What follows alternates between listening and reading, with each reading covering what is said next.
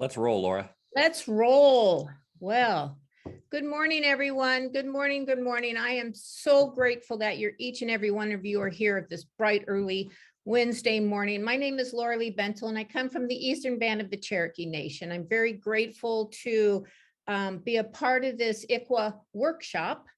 And it has been a challenge because we normally do a 4-day ICWA Institute.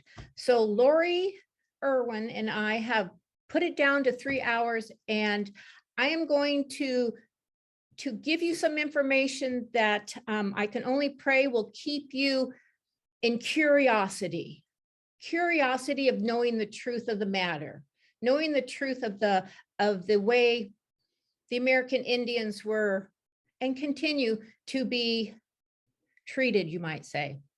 So anyway, I'm just going to open this in a good way, saying that I know each and every one of you are going to walk away with something new today, something new that will spark an interest in each and every one of you to continue to go to your people, go to your, when I say people, I mean your program managers, your coordinators, your other volunteers, and just have conversations. So with that, I'm just going to open this up and say, thank you. And we're going to get started. And I know, I am going to, some of you don't know me. I retired last year from Pierce County Juvenile Court. I've been doing this kind of work for well over 40 years. So this beautiful silver hair, each one of them is wisdom. And that's where I stand. So today I am a qualified expert witness for the AG's office and work out of at least 6 counties. And I continue to keep my fingers and my toes wet in this program because I believe it so much. And Ryan, you are a gem to continue to do what you do. So I honor you in what you do. Okay, so anyway, I'm gonna get emotional. I don't know what that was all about, just because I love them. Okay, so Ryan, let's go with the workshop. Woo! Okay.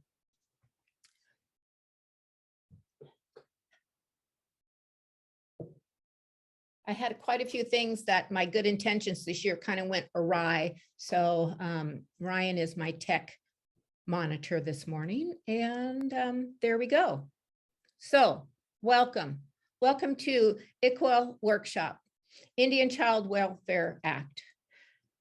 And Ryan, who is the director, the person who is in charge of the Washington Association of Child Advocate Programs, this is our annual conference, and we're doing it with Zoom one more time. And I know in the future we will all be together.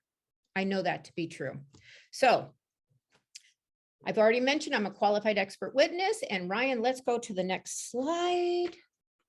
And this is an agenda, and I'm going to try and stick to it as much as possible. So I'm going to mention about what the gold standard is. I'm going to give you a very brief history of American Indians since the colonists stepped foot in the Americas. An Indian child welfare timeline. I'm going to talk about boarding schools, the historical and generational trauma that continues today. ACEs, I'm sure you all are familiar with ACEs, the adverse child experiences, relationship building within Indian country, Indian communities, Indian families. And I'm just grateful. I always am grateful for the journey that not only that I am on, because I am a continuing to be a student of life, and I hope you as well. So thank you. Next. The history, Indian Child Welfare Act. This was adopted in 1978, and it's a gold standard practice which guards against unnecessary government intrusion, protects family relationships, and emphasizes family and cultural identity. And I know Lori Irwin, who is one of our presenters, will go into this a little bit more. But remember, this is a gold standard and should be treated that way with high respect and regard for the truth.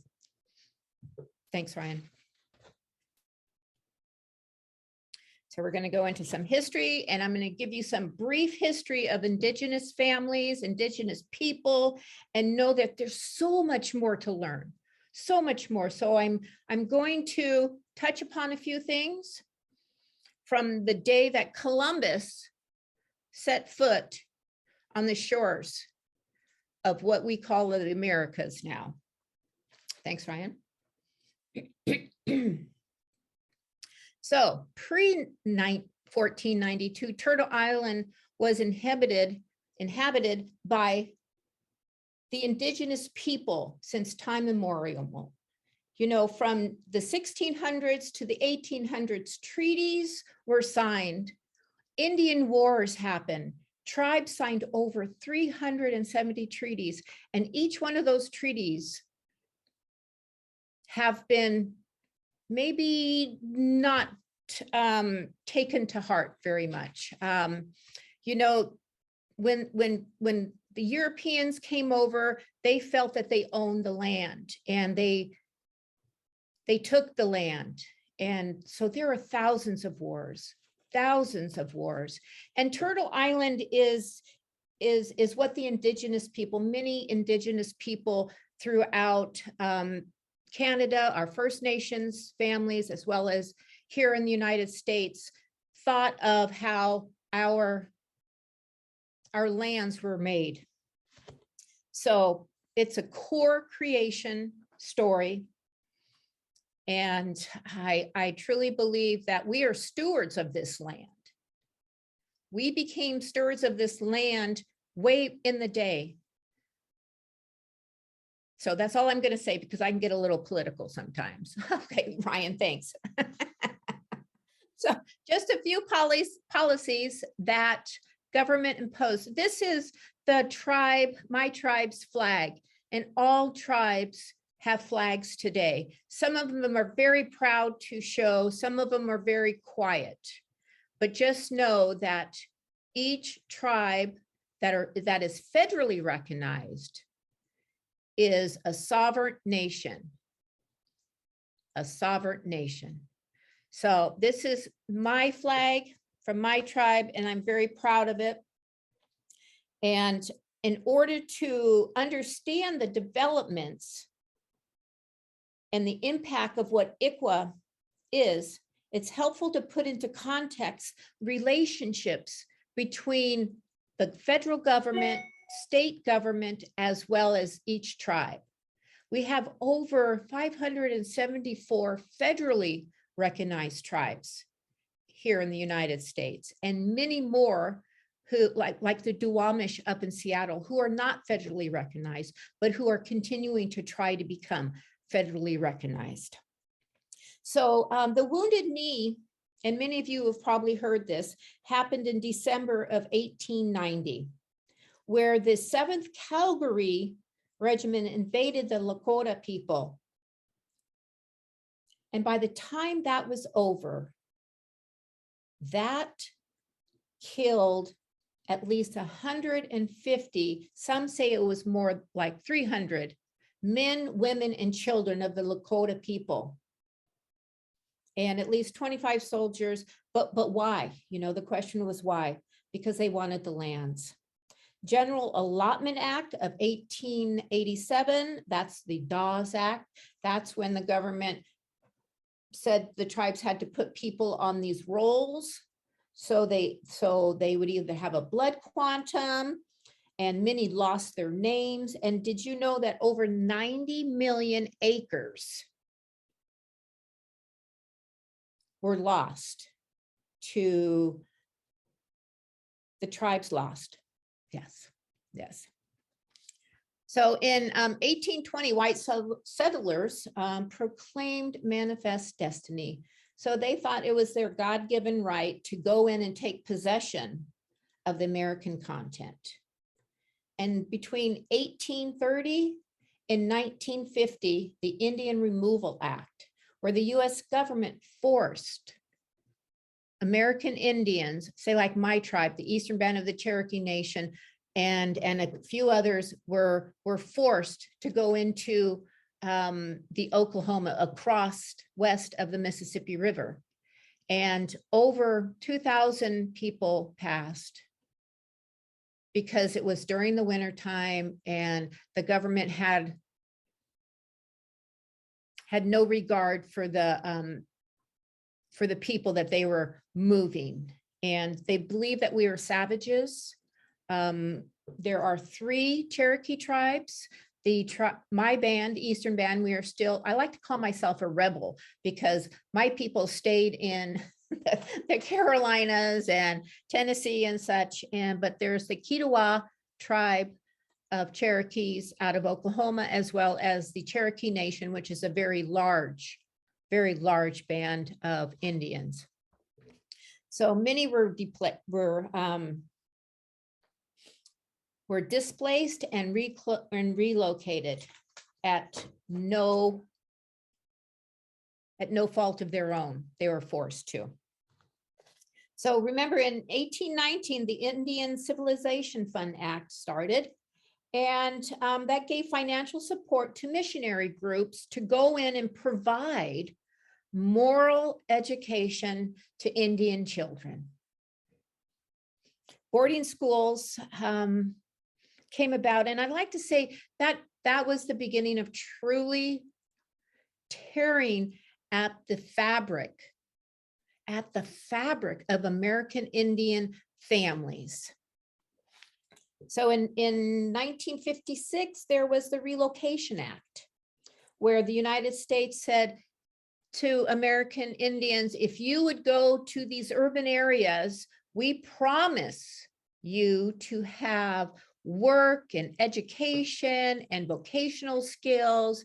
And when those Indians got there, they found that the government was not as truthful as they thought, and many of them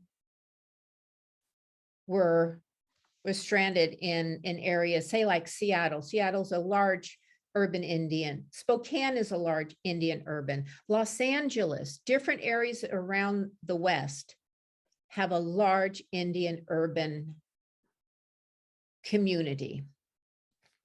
So in 1959, the Adoption Act came about, and that placed hundreds, if not thousands, of Indian children into Mormon homes, where there was more of a servant mentality than a loving mentality. So general prejudice continued and can still continue, as I can still be judged as an American Indian. I can still be you're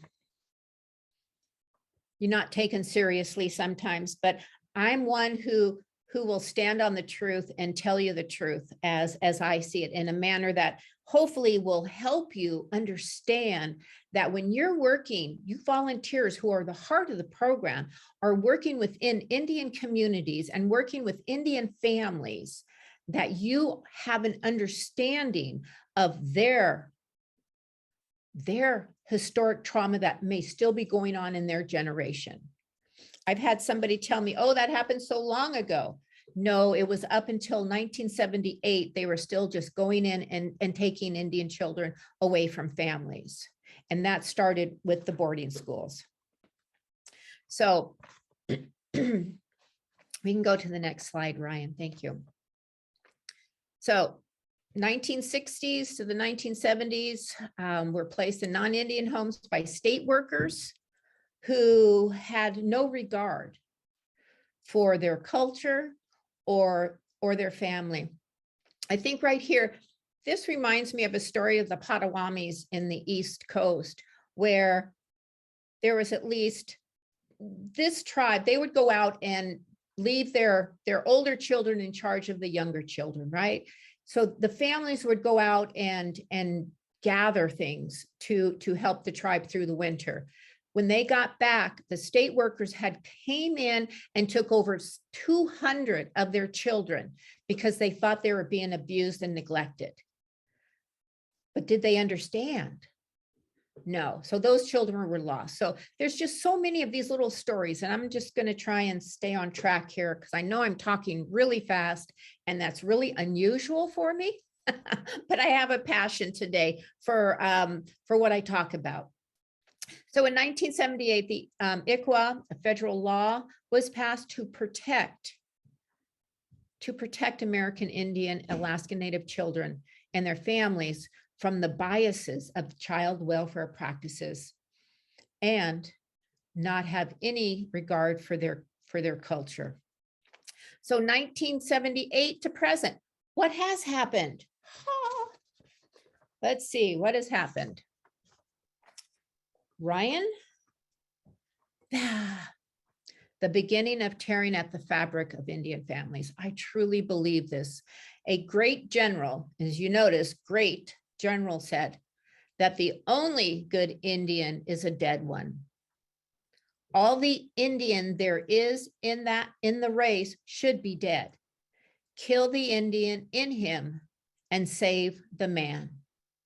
And that was by General Richard Pratt, who was the founding father of the very first boarding school, in Carlisle, Pennsylvania. So now we're going to go in and talk about boarding schools. I get very passionate, and sometimes I can get very emotional when I talk about boarding schools. And, you know, the boarding school experience not only tore at the fabric of what the American Indians believed in family and community, because that's what it was all about, family and community. And, you know, and we look at, there was 3 boarding school generations. We had post-Civil War to World War I. Then we had the Great Depression through World War II. Then we had the post-war era through the civil rights era. And it continues. It continues to go through the Indian communities. And a lot of times what I know is that a lot of tribes are trying to heal themselves from this horrendous travesty that the government forced upon them. They were forced to, they had their hair cut. They were just ripped out of tribes. They had their language. They couldn't speak their language. Their spirituality had to go away. Their food that they ate was gone. Their lifestyles, their whole being was forced into a quasi military existence. And I have to tell you that those little handcuffs that you see were true handcuffs that were on Indian children for no reason, except they wanted to make sure that the savage in Indians were taken out of them. And little did they know that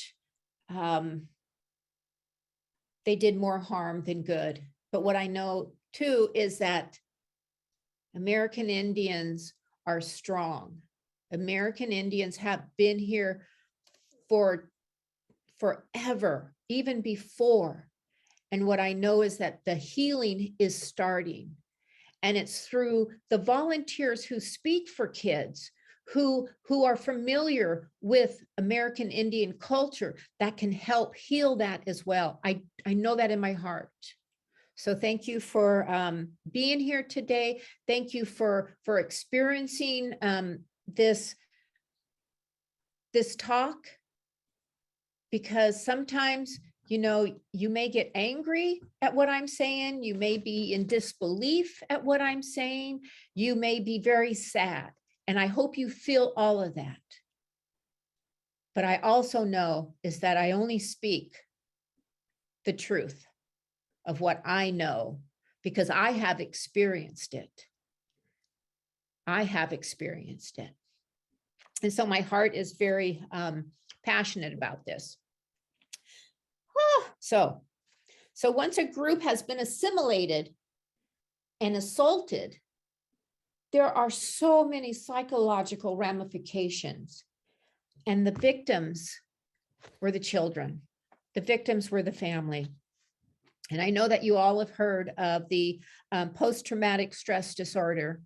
Well, even to this day, they talk about when American Indian child is taken into state care, they are there longer.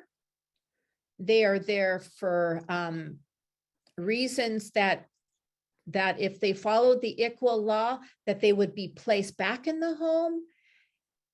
And yes, you know, psychic numbing can occur, and parents often are the victims as well. And we should remember that. We should be very mindful of that.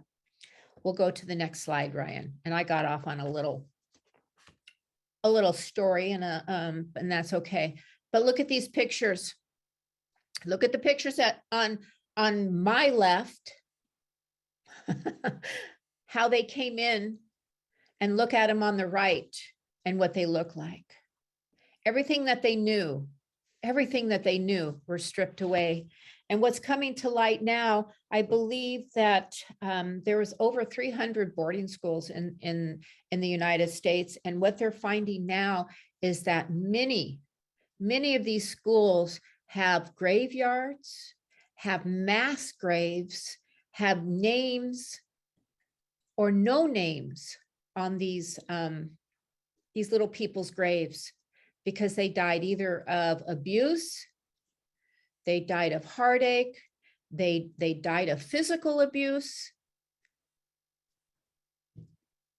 And that's coming to light. And I'm sure some of you may have heard of it. And if not, I would encourage you to continue your own educational journey in this light of the boarding school errors.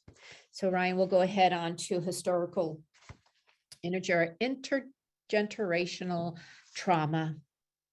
Next, Ryan. So Dr. Marie Yellowhorse Braveheart defines historical trauma as an emotional, as cumulative, emotional and psychological wounding over a lifespan and across generations. Remember, I said 3 generations of boarding schools, and it emanated from a mass group trauma that is in every Indian community today. So they were forced to have their hair cut. And as an American Indian, my hair is part of my spirituality. My hair is very important to me. And there has been a time where I've cut it because there was a passing. My daddy passed. So I cut my hair in honor of him. So he was buried with some of my hair. So, right, let's move on. So next month is Native American Heritage Month. And I'm going to encourage you to watch, read, and listen anything that there is going to be put out, because it's going to be very informative. And I can only see where this year so much more of the truth will come out. So I'm sure all of you have been and experienced some of the trainings in adverse childhood experiences, better known as ACEs. And that is a traumatic event or events that has occurred from you might even say in utero to 17 years old. So they could be experiencing some kind of violence, abuse, neglect, witnessing violence in the home or in their own communities. There is so much going on. And I just know that with the 3 generations of historic trauma, it's going to take a while. And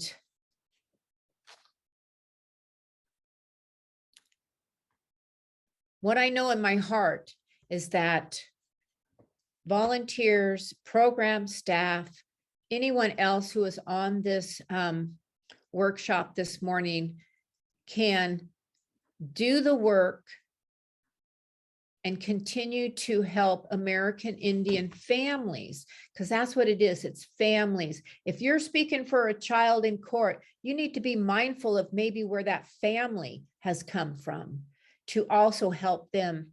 There was a dear friend of mine who does this work, and she had a mom who knew, an Indian mom who knew that the cookie cutter treatment that was set for her was not going to work. She wanted to go to her tribe and have traditional healing through a medicine man, through smudging, through ceremonial pieces, and the courts just didn't understand it. But this person, who was a very strong advocate, fought for this mother to step away from traditional recommendations so she could go to her tribe to heal. That mother did remarkable well. They said that she had personality disorder, she was schizophrenic, but you know, all it was just trauma. I was adopted by living. That's what it was. And she has her children now and is doing extremely well in her life. We're going to watch a video now, because I can hear it. Ryan's tuning it up, and stay present to it. Be open-minded, listen, and know that the stories you're about to hear are true. So the video is how the US stole thousands of Native American children. Ryan, if you'd like to go ahead and show that, please do. I was adopted by a white missionary couple. I was adopted. Immediately placed for adoption. I was in foster care with one family for 18 years. They were white. My parents loved us, and I understand that, but at the same time, they took the idea that they were saving me. Saving us from ourselves. Being saved, and I should be grateful for the life that I've been given, because any child on the reservation would give anything to live as I was living. They took us away from our mom. They came marching right in and literally took us and thousands of other children from their home. It's a way to eradicate us. And to go to a nation's children is one of the sure ways to do that.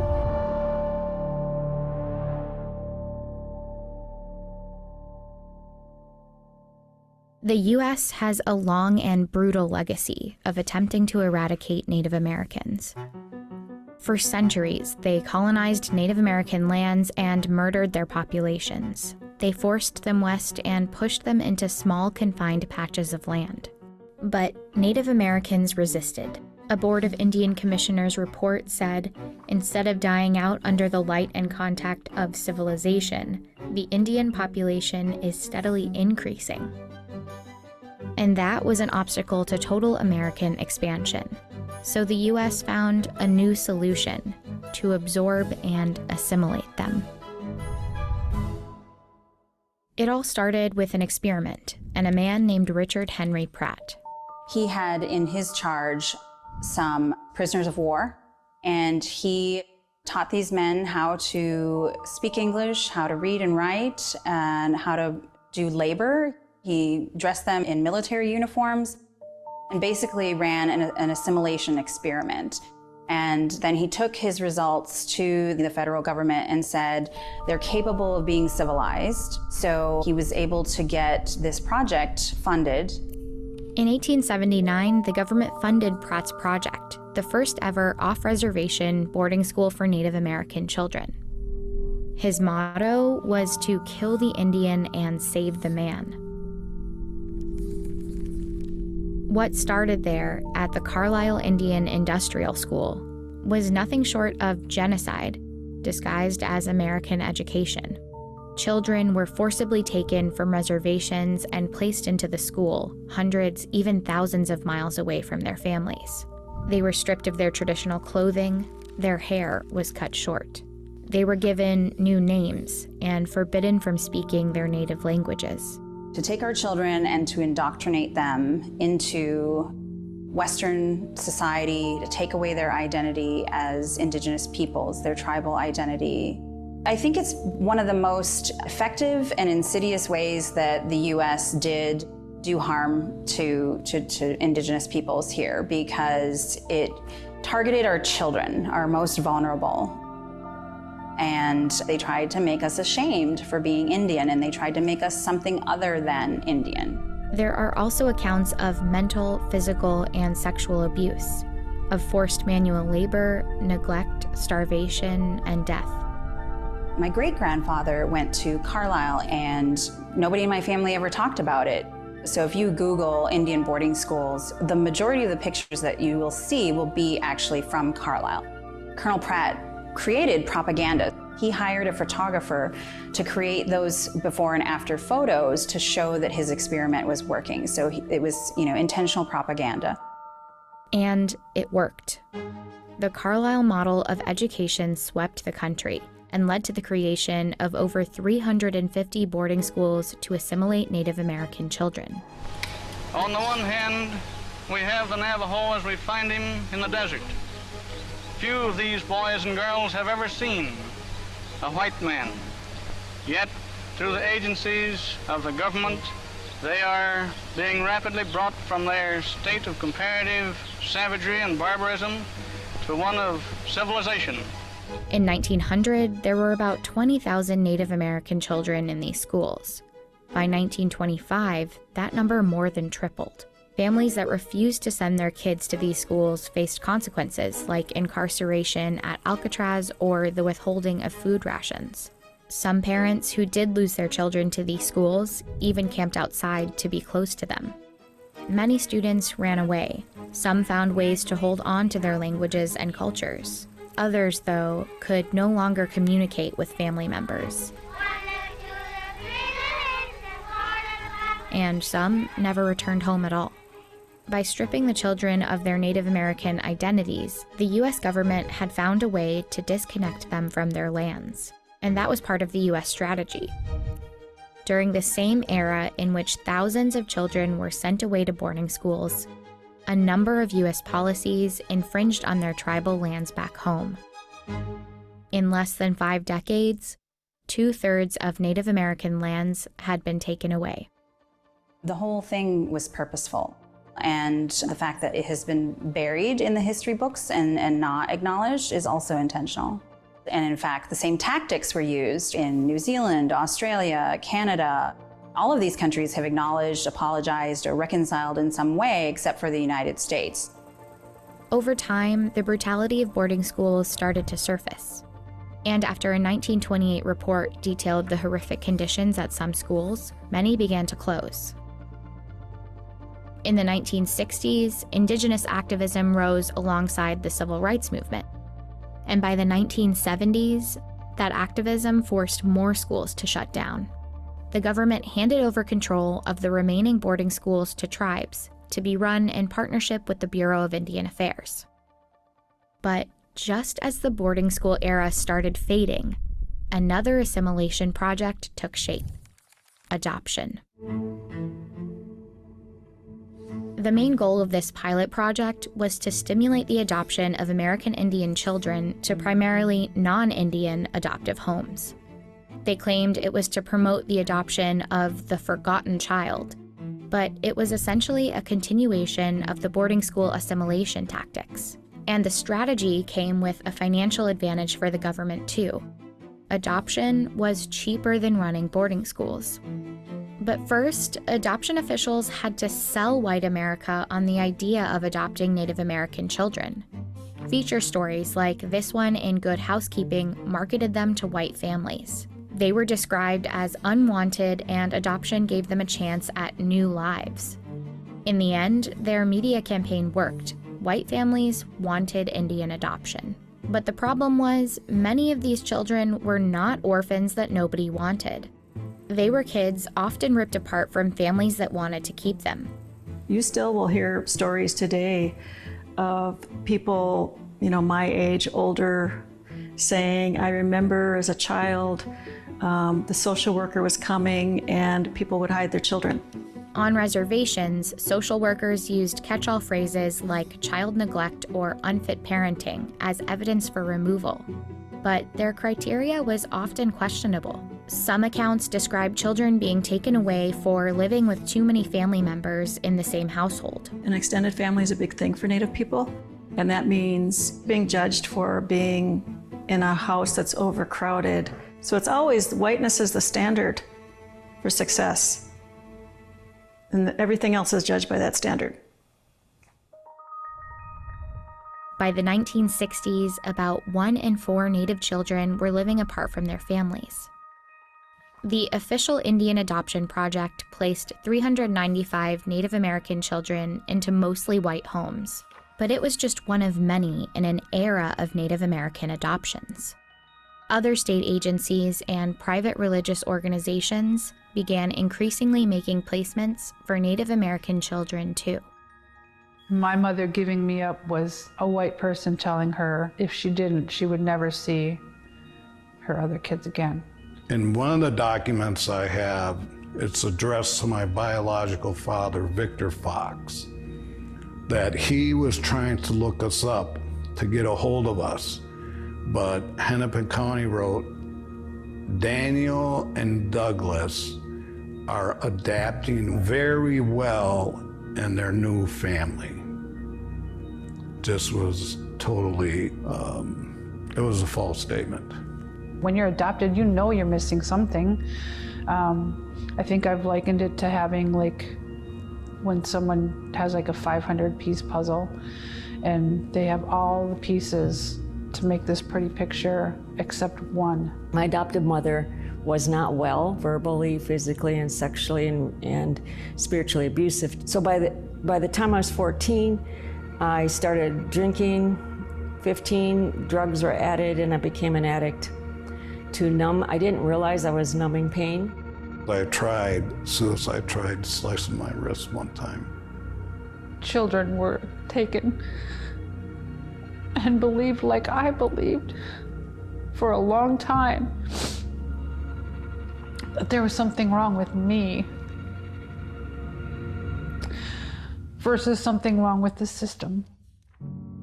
The Indian Adoption Project was considered a success by the people who set it in motion. Officials claimed, generally speaking, we believe the Indian people have accepted the adoption of their children by Caucasian families and have been pleased to learn the protection afforded these children. But the truth was unsettling. These hearings on Indian children's welfare is now in session. I was pregnant with Bobby, and the welfare kept coming over there and asking me if I'd give him up for adoption. Before he was even born? Yeah. They picked up my children and placed them in a foster home. And I think that they were abused in a foster home. 4 years after Native people organized in this Senate hearing, Congress passed the Indian Child Welfare Act, known as ICWA. It gives tribes a place at the table in court. States would be required to provide services to families to prevent removal of an Indian child. And in case removal was necessary, they would have to try to keep the child with extended family or another Native American family. Without our relatives, we cease to exist. So with Native people, part of our wealth is in our family. It's in who we're connected to. But the legacy of family separation in Native communities has been difficult to fully undo. Today, Native American children are 4 times more likely to be placed in foster care than white children, even when their families have similar presenting problems. In these cases, ICWA is often the best legal protection they have, and it's been under attack repeatedly. A young girl ripped from her foster family because of the Indian Children Welfare Act. White adoptive families intent on keeping Native American children have tried to do away with the act, and they're often backed by conservative organizations. The Indian Child Welfare Act was dealt a blow earlier this month. The subject of a lawsuit issued on Tuesday by the Goldwater Institute, arguing that preferences given to American Indian families to adopt Indian children is unconstitutional and discriminates based on race. It's a way for these industries, these very powerful industries, to try to attack what Indian identity is. Wanting to overturn ICWA is connected to everything about who we are as a nation. So if we don't have any protections for our families, and if we don't have protections for our treaties, then we have no more Indians. We've been under attack, we're going to continue to be under attack, and we have to just keep fighting. It's in our DNA to survive. We are nations that pre-exist European contact, and we are still here.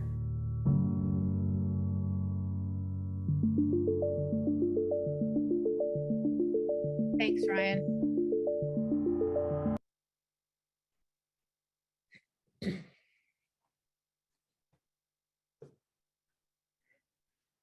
So some of you may have known this, some of you, this may be new to you.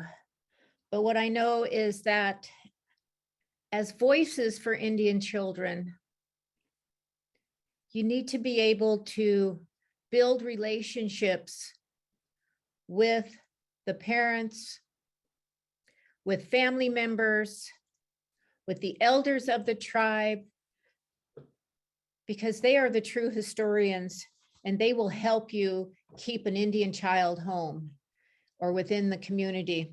So we're going to be talking now about building effective relationships within Indian communities.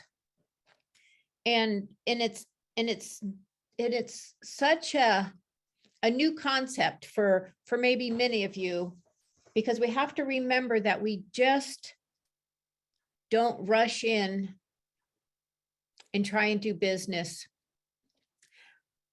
American Indians, and there's a great article by Terry Cross, who was the founder of ICWA, which is the National Indian Child Welfare Association out of Portland, wrote articles about being linear, which most of our society is linear. We have cause and effect, and it's gray in between. But American Indians are relational, even First Nations, you know, our families up north, because there was no border at one time. So being relational, building a relationship with an individual is one of the most important things that you're going to be able to do to continue helping families have their children, healing from the historic trauma and generational trauma. And it's going to be important. I want to tell you a quick story. When I first started this, and I was employed with Pierce County Juvenile Court back in the 90s, I actually had 2 Alaskan Native children whose families were from Barrow, Alaska, which is very, very north. And I would call this gentleman a social worker up in that region, and I would always mark 2 hours off my calendar because I needed to have a relationship, and I knew how to do that. And it may have only been an hour, but sometimes it would be more, you know, closer to 2 hours, because when I called him, we wouldn't talk about business right away. We were talking about families and gatherings and, you know, what is going on in the communities. And we just built a relationship first. We would talk a little business about his children because they were the tribe's children. These 2 little people were the tribe's children. So that's one thing that you can do also, is like when you're talking with families or a tribe, you can say, I believe we have one of your children. And just be authentic. Just go in there knowing that you may not know anything about this tribe, but I'm going to encourage you to learn about it. So it's all about relationship building first. You know, you need not exercise power, control, or authority because you have to remember there are hundreds of years of promises not kept. So it's important to keep your word.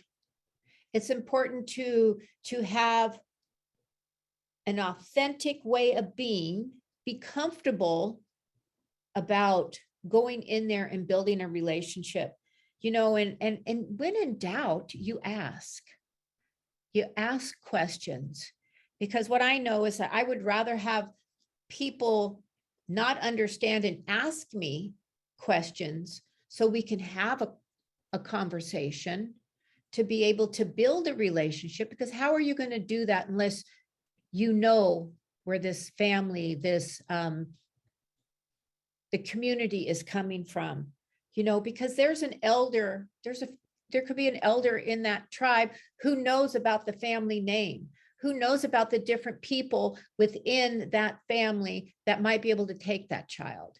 You always have to continue asking that question. You know, we talk about active efforts. Not only social workers need to do active efforts, but I believe as volunteers, Voices for Children, the heart of the programs, need to continue to ask those questions too.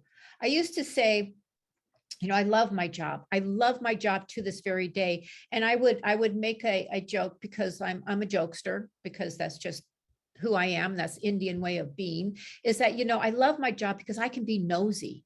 I can ask questions in a manner that I need to be able to find out. And it's not acting superior. It's not acting like, you know,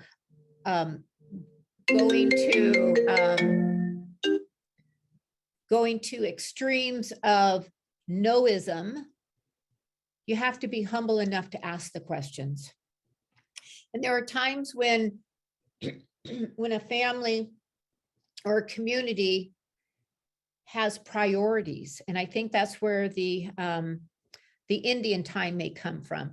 There's priorities in people's lives.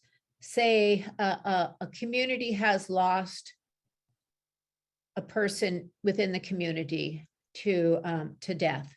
The tribe will stop. Everything is from court to doing, you know, appointments have ceased, because they need to take care of that at that very moment, because that is the priority, is to honor that person who has passed. Basketball games, powwows can be, you know, extremely more important than a lot of what is put on a family. And that's what you need to get to know. Those are the pieces that are going to come to light for you when you ask the questions. And so to help a family understand what a priority is, why it's important to go to court, why it's important to stay in touch, how can you help them help the social worker to make sure family time is being held, because families within Indian communities are extremely tight, because it's not just the biological family, but it's the community that comes together to raise children. And that's what I believe some people in our society don't understand. It's just not the biological parent. So relationships is between you and that person, not the organization. You may be accepted in this particular family, but that doesn't mean you're going to be accepted over here. I have to also tell you a story. You know, in our programs, you know, we say, you know, you're not supposed to accept food and drinks and gifts and things like that. But I have to tell you, when an American Indian has offered for you to come into their home, at first it's a huge honor. And then they ask you for, you know, do you want a drink? Or grandpa just, you know, went out and got this elk, and it may be cold, but would you like some? And my dear friend, she wasn't quite sure what to say or do, but she took it. And the Grandpa's wife, Grandma, says, "Oh, Grandpa, don't make her eat that cold elk and stuff." And my friend did, and and their relationship blossomed. Their relationship went to a whole different level because there was trust. Because there are times when if an American Indian is going to offer you some water, and you don't accept it, they may think, because of history, because of past traumas, that you're trying to, that you're going to poison them. That's not the truth. The truth of the matter is that American Indians have always been inclusive. If it wasn't for the indigenous people, when Columbus set foot on the Americas, he would not have survived. His men would not have survived. The indigenous people showed him where to get water, how to get food, and helped him and his people survive and live in this land.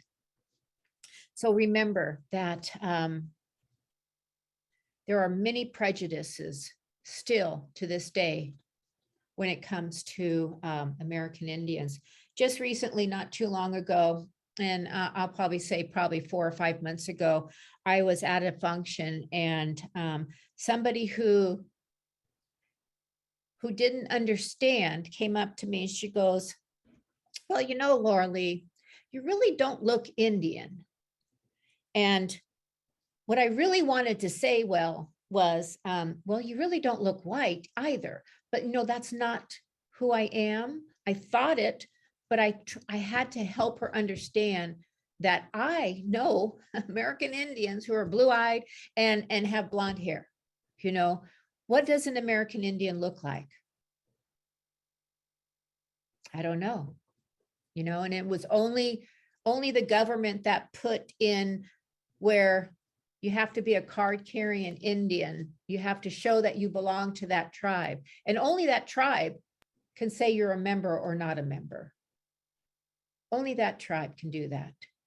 But all that is from a generation of government policies and procedures. So please, we need to create a non-judgmental atmosphere when you're working within Indian country. You need to be able to be honest, trusting, and have respect for the relationship that you're going to be building. Because there still are many biases. There are still, actions of trust that are being not respected. So Ryan, I think we can go to maybe the next slide and then the slide after that, because I kind of got off on a little storytelling. And I only have a few more minutes, and so Laura Lee, I think Ryan was having a little technical issue there. And that's so okay. If you can continue, that would be I great. will And he'll be continue. back in a minute. Okay, thank you for letting me know that, Lori. I appreciate that. So remember, the abuses which led to the passage of ICWA were experienced by real people, not savages, not people who they thought we were, but by real people.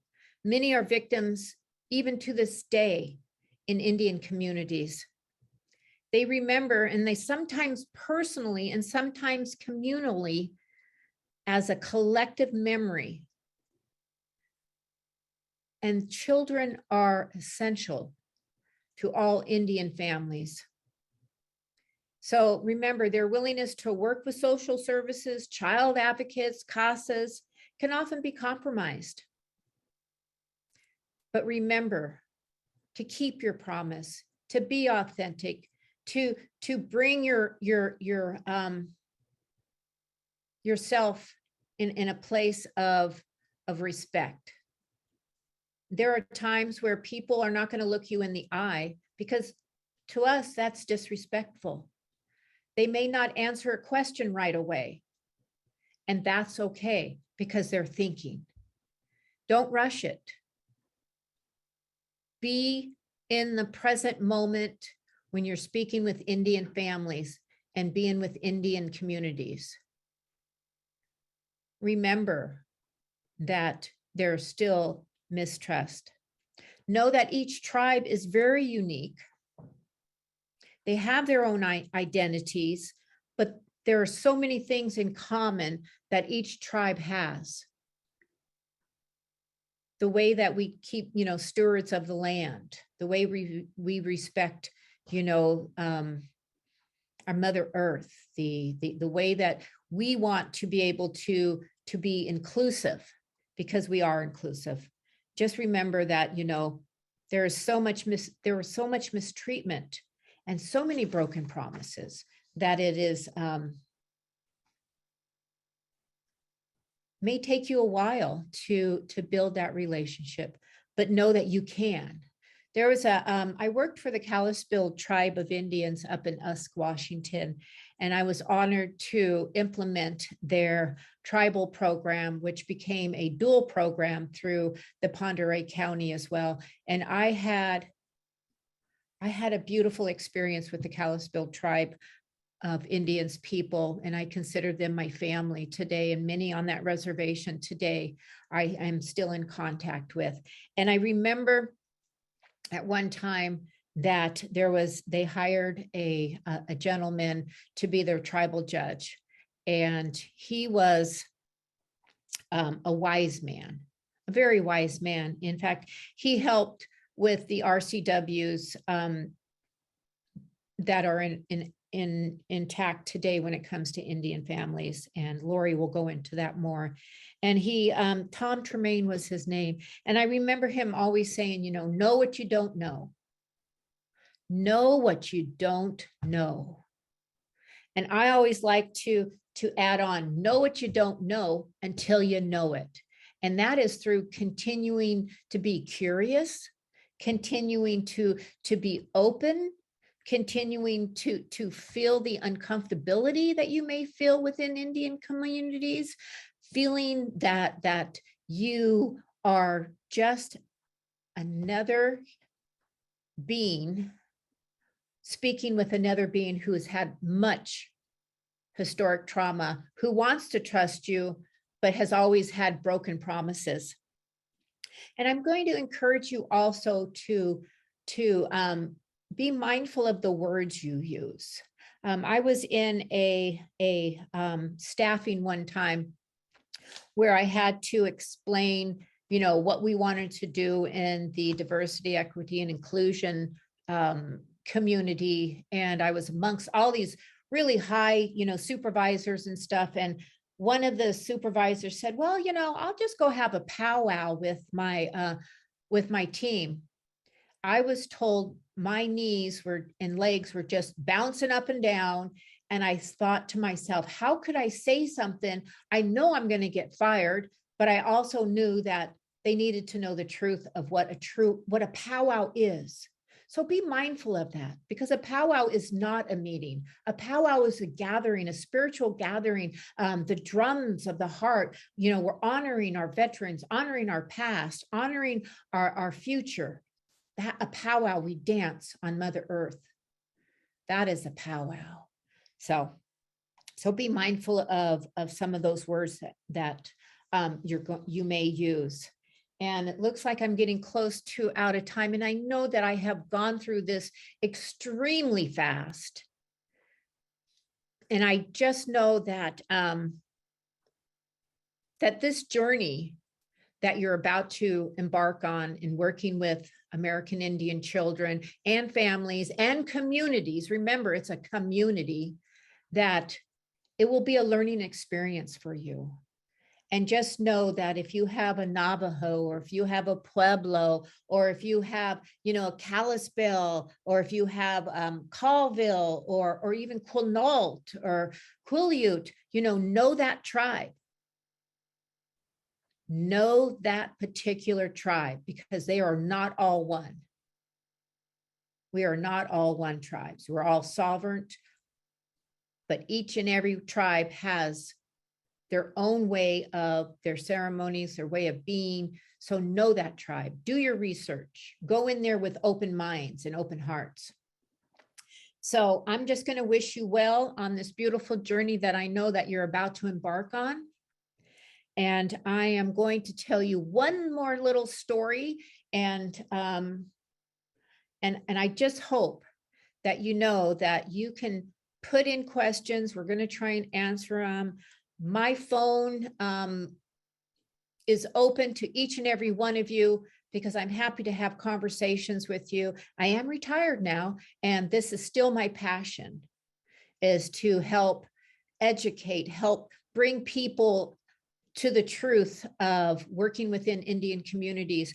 And a 4-day workshop into 3 hours, it was quite a feat, I tell you. So I know in probably March, April, we will be putting on the 4-day workshop. And I know that you will get more. Talk to your program managers.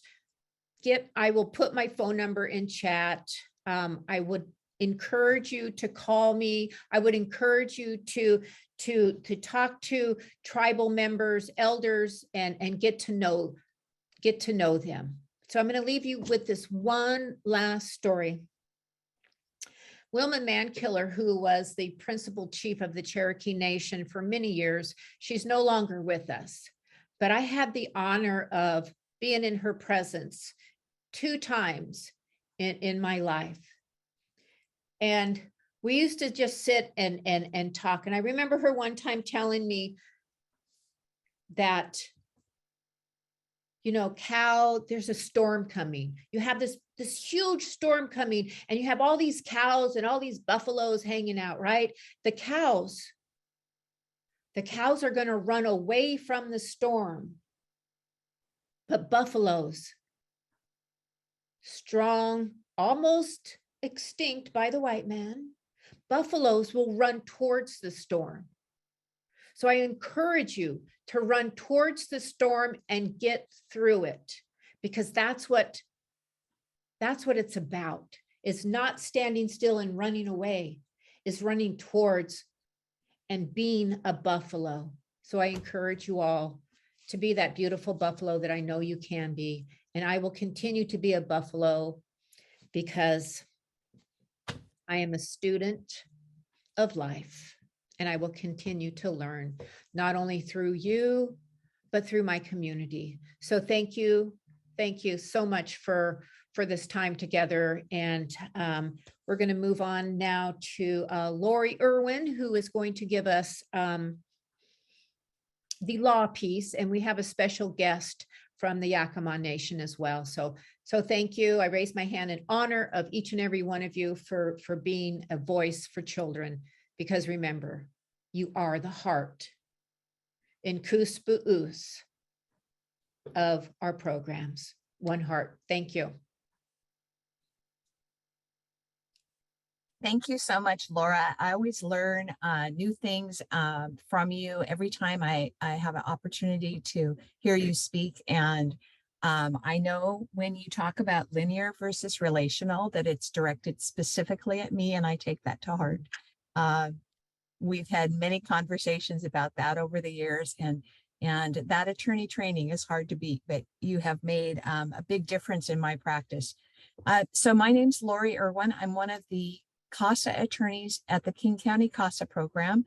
I have spent almost my entire life at the CASA program. Certainly a high percentage of the amount of years I've been alive have been with CASA. And I have focused for the last quite a few years on Indian Child Welfare Act cases and children that have Native heritage. This has led me to realize how little I know, and has made me think and search out articles and read, talk to people, and try to listen and develop a more relational view on all of my cases. So thank you all for participating. I so appreciate that you're here today, and I hope that you'll be able to use some of the information that we provide in your work with children. So Ryan, if you could start the Heart of ICWA, I would greatly appreciate it.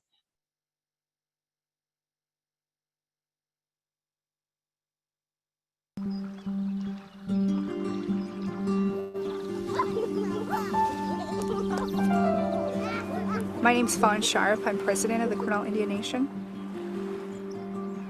When they first came to our home, I started to see right away, this is a really good constellation of kids. My children are third generation foster care, Native American Indian children. Their grandmother grew up as a child in Alaska. She was taken out, placed into a foster home in Oregon. Her daughter ended up in foster care. And then by the time she was 21, she had 4 children, 3 of mine. And that could all be traced back to a federal policy designed to break up Indian children.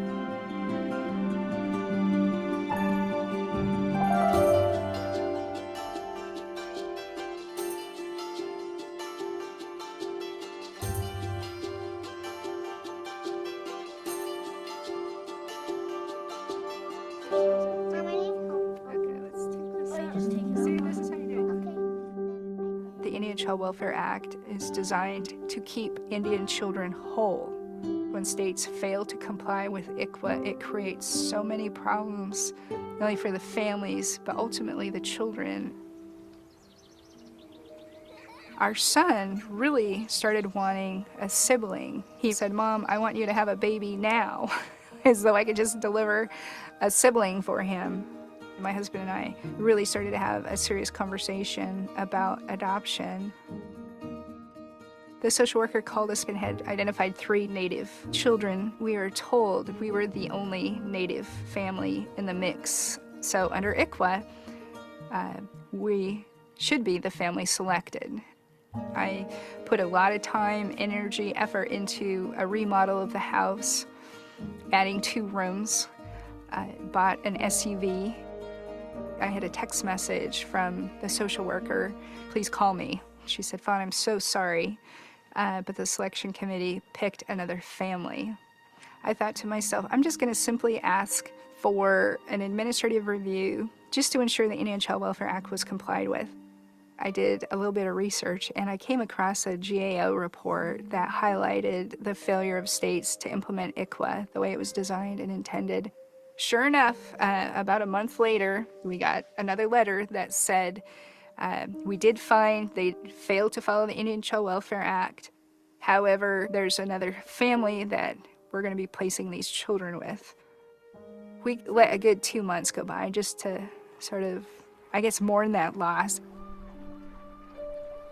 In February of that following year, I received a call from a social worker. She said, "Do you remember the 3 children that you had gone through our process with last year? We placed them in a home and it didn't work out." I just thought, how can this happen? How can this happen? They found that one of the members in the family had a criminal history. If they would have found during the review process that, gee, there's a disqualifying factor, they wouldn't have been even sent to that home. So it was about a 2.5-year process of 2 different appeals and the back and forths and being placed in a home only for 4 months. When they first came to our home, the kids told me that they had gone through some pretty terrible things in that home, and we suspect they had gone through some unspeakable things. It crushes my heart to think that had Oregon followed the Indian Child Welfare Act, the children would not have been placed in a home where those things happened to them. It's going to be with them for the rest of their life.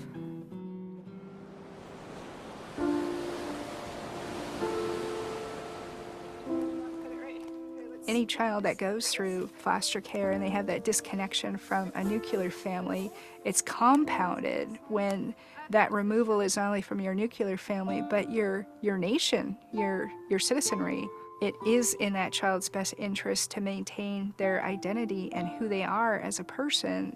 You could just look to the historical trauma that tribes face today. We were taken away from our communities. We were put in boarding schools. Our languages were lost. Our cultures were lost and our traditions. And you find that young people today, they have that cultural connection.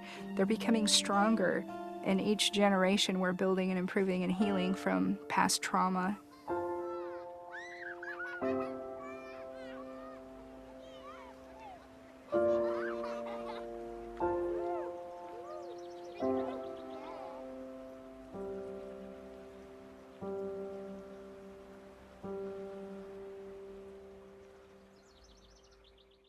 There. Okay.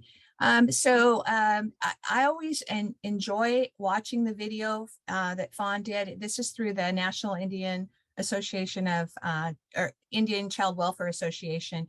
They have a number of really excellent publications and have a lot of training that they put on. I've been to a ICWA conference in New Mexico. It was just fabulous and amazing to be in a setting that was totally focused on advocating for Indian children and families.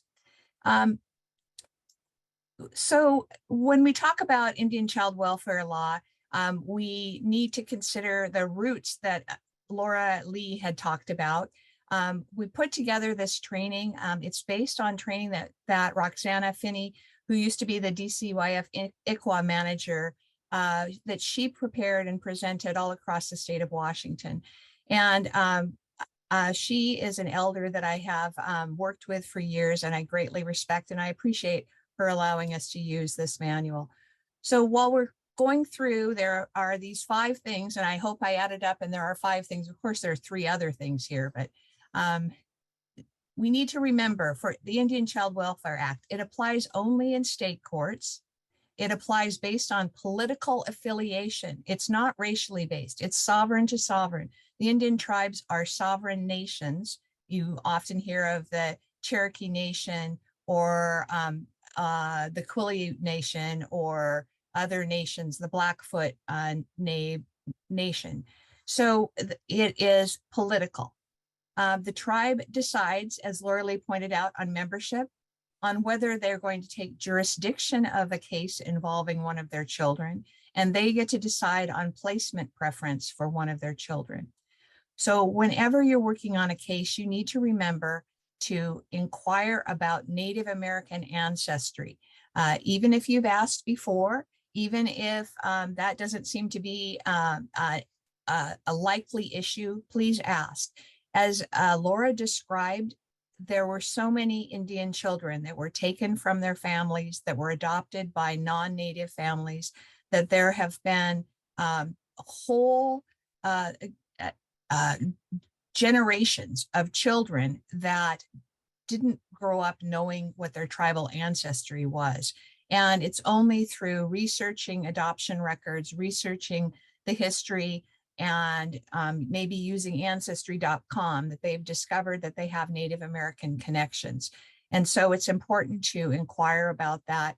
I personally have had cases where adopted elders have discovered their national affiliation with a tribe and have become members, and therefore their children and their grandchildren may be eligible to be members of that tribe. So keep asking.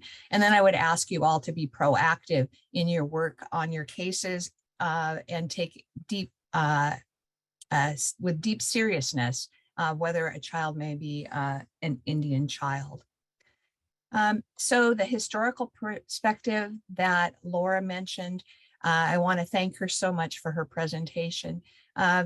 This photo is taken from another presentation from ICWA of that talks about a woman whose mother was taken and adopted into a white home. And she has very few photos of her mother, but this is one of them when she was a child. So the Indian Child Welfare Act, 1978, there's a special relationship between the tribes and the United States. It's government to government. There is in the Constitution the power of the Congress to regulate commerce with Indian tribes and to make treaties. And through treaties, Congress is assumed to be responsible for the protection and preservation of Indian tribes. Despite actions, this is actually written down. And the responsibility of the Indian Child Welfare Act is to protect the best interests of Indian children and promote the stability and security of Indian tribes and families. And as you've heard throughout, and you'll hear more about, the Indian tribes' stability and their future is tied up in their children. So one of the findings, there is no resource that is more vital to the continued existence and integrity of Indian tribes than their children. Think about your own family and how important the children are in your family.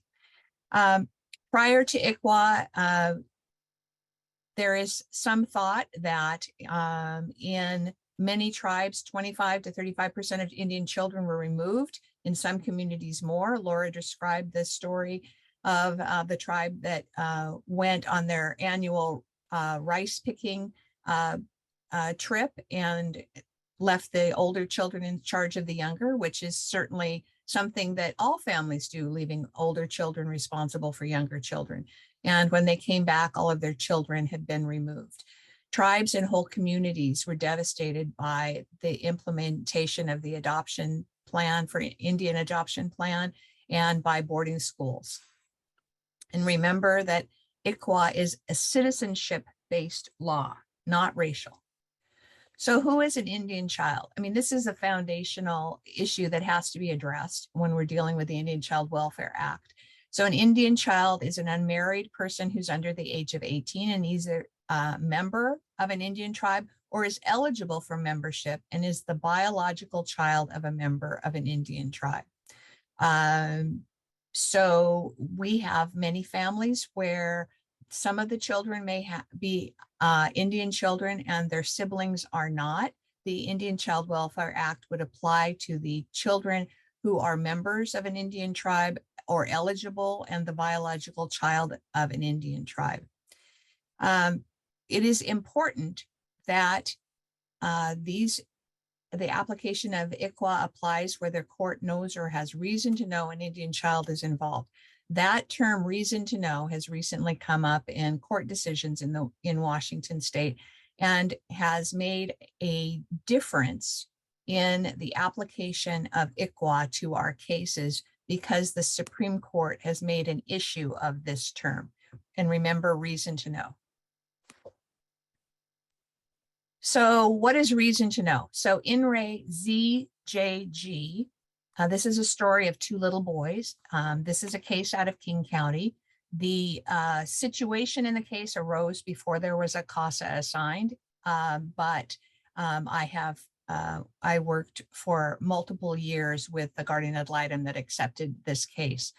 Two little boys removed from their parents. They were in a difficult situation.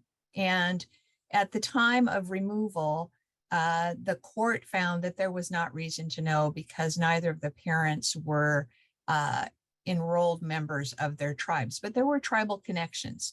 And the Supreme Court, after multiple years of litigation, the Supreme Court held that because there was a reason to know that the children might be Indian children, that the protections of ICWA applied from that point forward.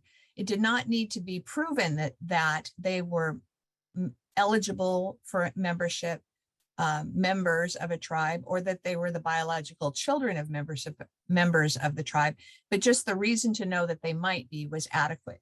Because of that, when we have cases where parents or relatives or the child indicates that they have tribal connections, then the Indian Child Welfare Act needs to apply until all of the tribes have been notified and the investigation has been completed and there is no longer a reason to know. So why is reason to know important? It triggers the application of the ICWA protections, notice to the parents and custodians, the tribe, and the Bureau of Indian Affairs. It triggers a higher standard of casework, and the placement preferences are triggered. In ZJG, those children were placed in non-native home, but there was a grandmother who wanted to take the children, and the department worked with the grandmother and the children were placed with her because at about the 30-day mark, the court changed its mind and decided that there was reason to know, and ICWA applied, and the children were placed in the relative home. So another recent case, in re AW. And so this is sort of, I mean, we're getting into the weeds here, but it has implications for what happens when a child is first brought into the court system. So for removals, and many of you may have cases where children were removed by the court before there was even really a hearing, where the department came in to the court and said, we need to get a pickup order because the situation is dire. These children need to be removed. And the standard here is that there's a risk of imminent harm to the child, that the child's health, safety, and welfare will be seriously endangered. So that's the standard that's for any children. So under Henry AW, the court added that removal has to be necessary to prevent imminent physical damage or harm. So that's different than imminent harm. It's physical damage, that the child is going to be injured, that the child is going to be sickened, that the child is at risk of, in some cases I've seen, at risk of ingesting substances that the parents are using and leaving around. Imminent physical damage. This has heightened the scrutiny that the court has for these cases at the very beginning of the case. Because that is so new, just July 2020, we don't know how that will change practice, if that will change the disproportionality that we've seen in ICWA cases, but it's something to consider. Okay, so what must states do under ICWA? So very specific lists of actions that any state court has to do. They have to notify the tribe or tribes immediately. Some children may have multiple tribes that they're related to. This is a very specific form that goes out to the tribes inquiring whether or not the child may be a member or eligible for membership. Along with it goes a genealogy chart. And I think, at least in my county, that the social workers on these initial cases are asking parents to fill out like a genealogy chart going back as many generations as they know with names on all cases, and certainly on potential Indian Child Welfare Act cases. So if the tribe requests, the case can be transferred to the tribe. There's some specific format for that. And the department needs to make active efforts to provide remedial and rehabilitative services to the family, both before and after placement. And this is important because the court is going to ask, what were the active efforts to prevent placement? What are the active efforts that have been made to provide remedial and rehabilitative services to this family so that the child can be reunified? The specific placement preferences I mentioned, and I'll talk about those a little bit more. And there needs to be a higher legal standard for both dependency and termination. And for termination cases, a qualified expert witness is required. Laura Lee didn't go into that, but if we have a chance, I'll ask her to describe a little bit more about what she does as a qualified expert witness. So here's a simple map of Washington State with the tribal reservations outlined here. 29 Washington tribes, very different traditions. I think it is worth noting that Washington State has both coastal traditions with the Makah, Quileute, Quinault, the lower Elwha. They have Salish Sea traditions with the Samish, the Swinomish, Lumi, Tulalip up in there, lowland Indian, Soxotl and Upper Skagit. And then we have the drylands with the Yakima and the Colville and Spokane and Kalispell. Very different traditions and considerations, whether they're people of the canoe or people of the salmon or people of the dryland basin. And that is something that when you're working with cases, it is worth exploring some of the traditions. There's a lot of information available. You can go to tribal websites, and often there are links to historical information that can help you get perspective. So in 2011, Washington State instituted its own Indian Child Welfare Act, often known as ICWA. It addresses termination and dependency, dependency guardianships, minor guardianships, and adoption proceedings. So whenever you're working on a case and you're looking at the permanency, the end game. You need to consider how ICWA applies to termination of parental rights, to minor guardianships, and to adoptions. So the legislative intent of WICWA, similarly to ICWA, is to protect the essential tribal relationships in the best interests of Indian children. When an out-of-home placement is necessary, the state is committed to a placement that reflects and honors the unique values of the child's tribal culture.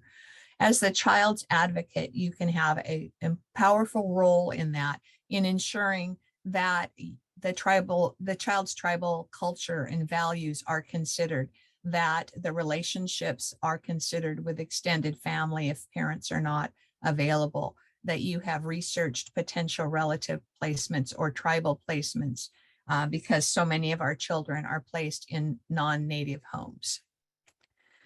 So under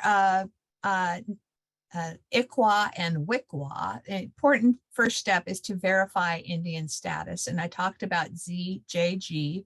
There's the NAIR inquiry. That's what does NAIR stand for? Maybe Laura can help me with that. That's through the Department of Child and Family Services. Whenever there's a reason to know, there should be an inquiry through NAIR looking for family members to find placements and look for relatives and extended family. There should also be a family ancestry chart that I just mentioned, and the child's advocate needs to look into the child's Indian status, and that's required under 1334-105-1D. So if you look under the section that talks about what the guardian ad litem or CASA child advocate is supposed to do, that is one of the requirements. When I talked about placement, so under ICWA, there are very specific placement priorities. The primary placement should be with a parent. The child should be returned to the parent. If that is possible, that is to be something emphasized above all else. Next would be family and extended family. Then it would be a tribal foster home or a foster home licensed and approved by an Indian child's tribe. There are a few tribes in Washington state that do license their foster homes, but certainly there are not enough tribal foster homes available or Indian families that are available to foster children. Could be an Indian foster home that's also approved by, like the state, could be licensed through DCYF, but those families seem to be very few, at least in our county, or another tribe-approved institution. And unfortunately, so many of our kids are in non-native homes, as I've mentioned throughout. So adoptive placement preferences are the same.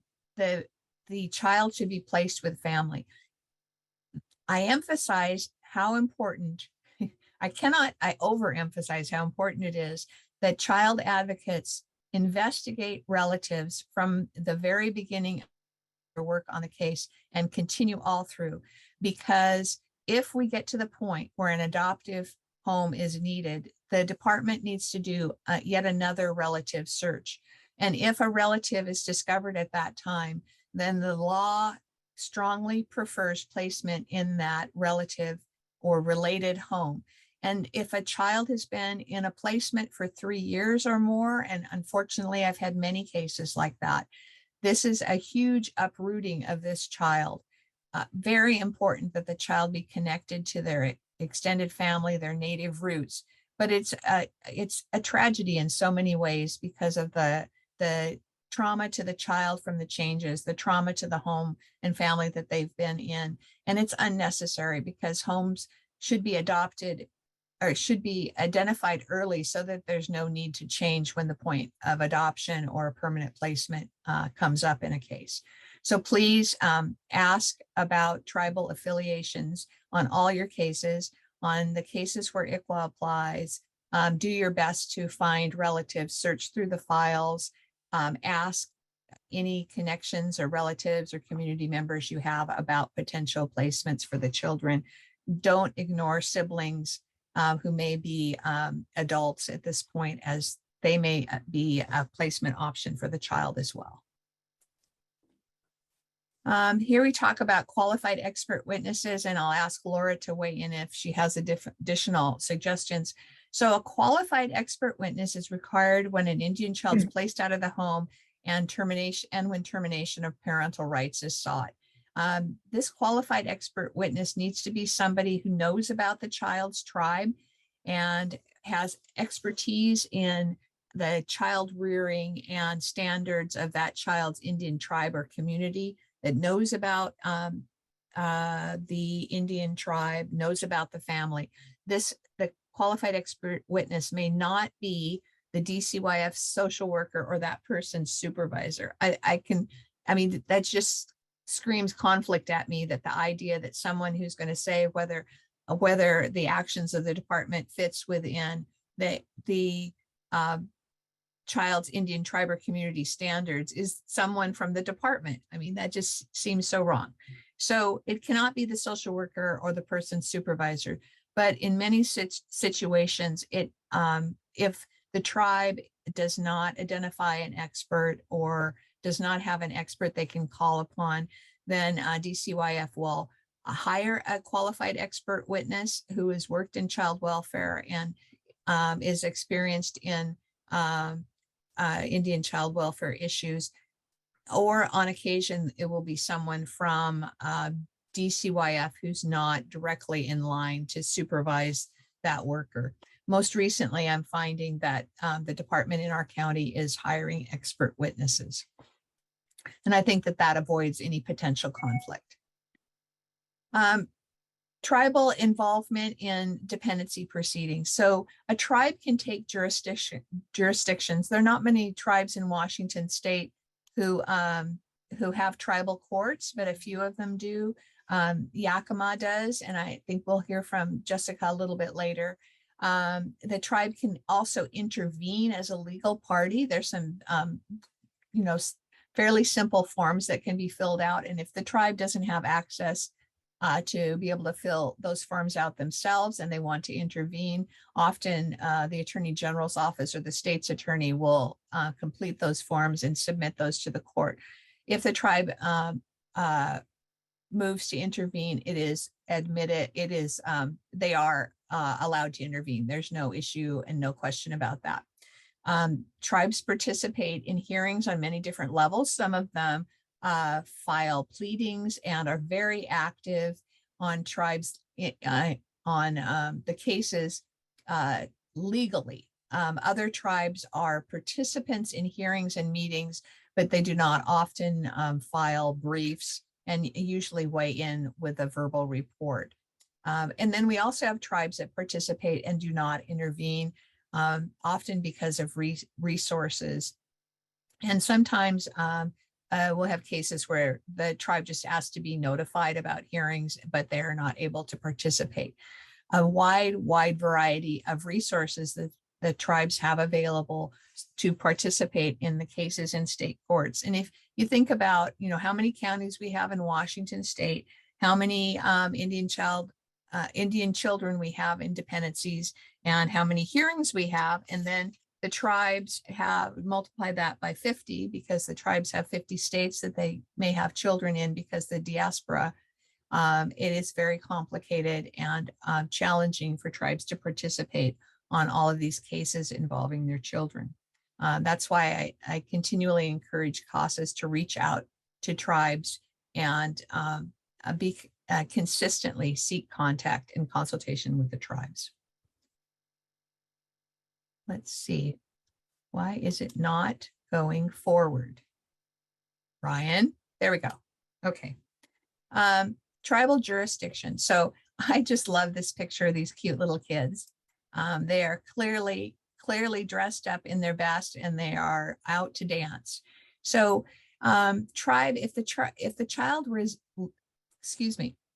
if a child resides on a tribal lands or is domiciled there, the tribe has jurisdiction and the child should not be in the state court at all. The child should be part of the tribal court system. In some places in the US, the tribes do not have tribal court, and they will allow the county that they're in or the counties to have jurisdiction over child welfare cases. But that has led to a lot of abuses and conflicts, and certainly is cause for concern in terms of how the state deals with child welfare and whether or not they follow the tribal standards for child rearing. If the tribe seeks jurisdiction, the only entity that can object would be the parents. I've had cases where a tribe has sought to transfer jurisdiction to their child welfare family court, and a parent has objected, and the court therefore cannot transfer jurisdiction. I've also had situations where there was some sort of good cause finding, but those are few and far between. Essentially, if the tribe seeks jurisdiction, they will the case will be transferred to tribal court unless a parent objects. And it's important to point out that it doesn't matter if the child is very attached to their care provider, and the care provider every intent of wanting to adopt the child or keep the child long term. If the tribe wants jurisdiction, the tribe will take jurisdiction. In a practical matter, sometimes children remain in the foster home that they were in under the state care, but often if a tribe seeks jurisdiction, the hope is that they will be able to, through tribal court, find a relative or a parent that the child can be placed with. And I hope Jessica can talk a little bit more about that. Let's see. My goodness. I'm having problems getting, there we go. Okay, tribal engagement. So again, please, if you know that there's a tribe related on your case, please contact the tribe regularly. That may be difficult to find the right person to get through to, and you have to remember that they have huge demands on their time. Remember to send the tribe your reports and share discovery that you have. When you get discovery and you send it out to the other parties, the parents, attorneys in the state, remember to include the tribe.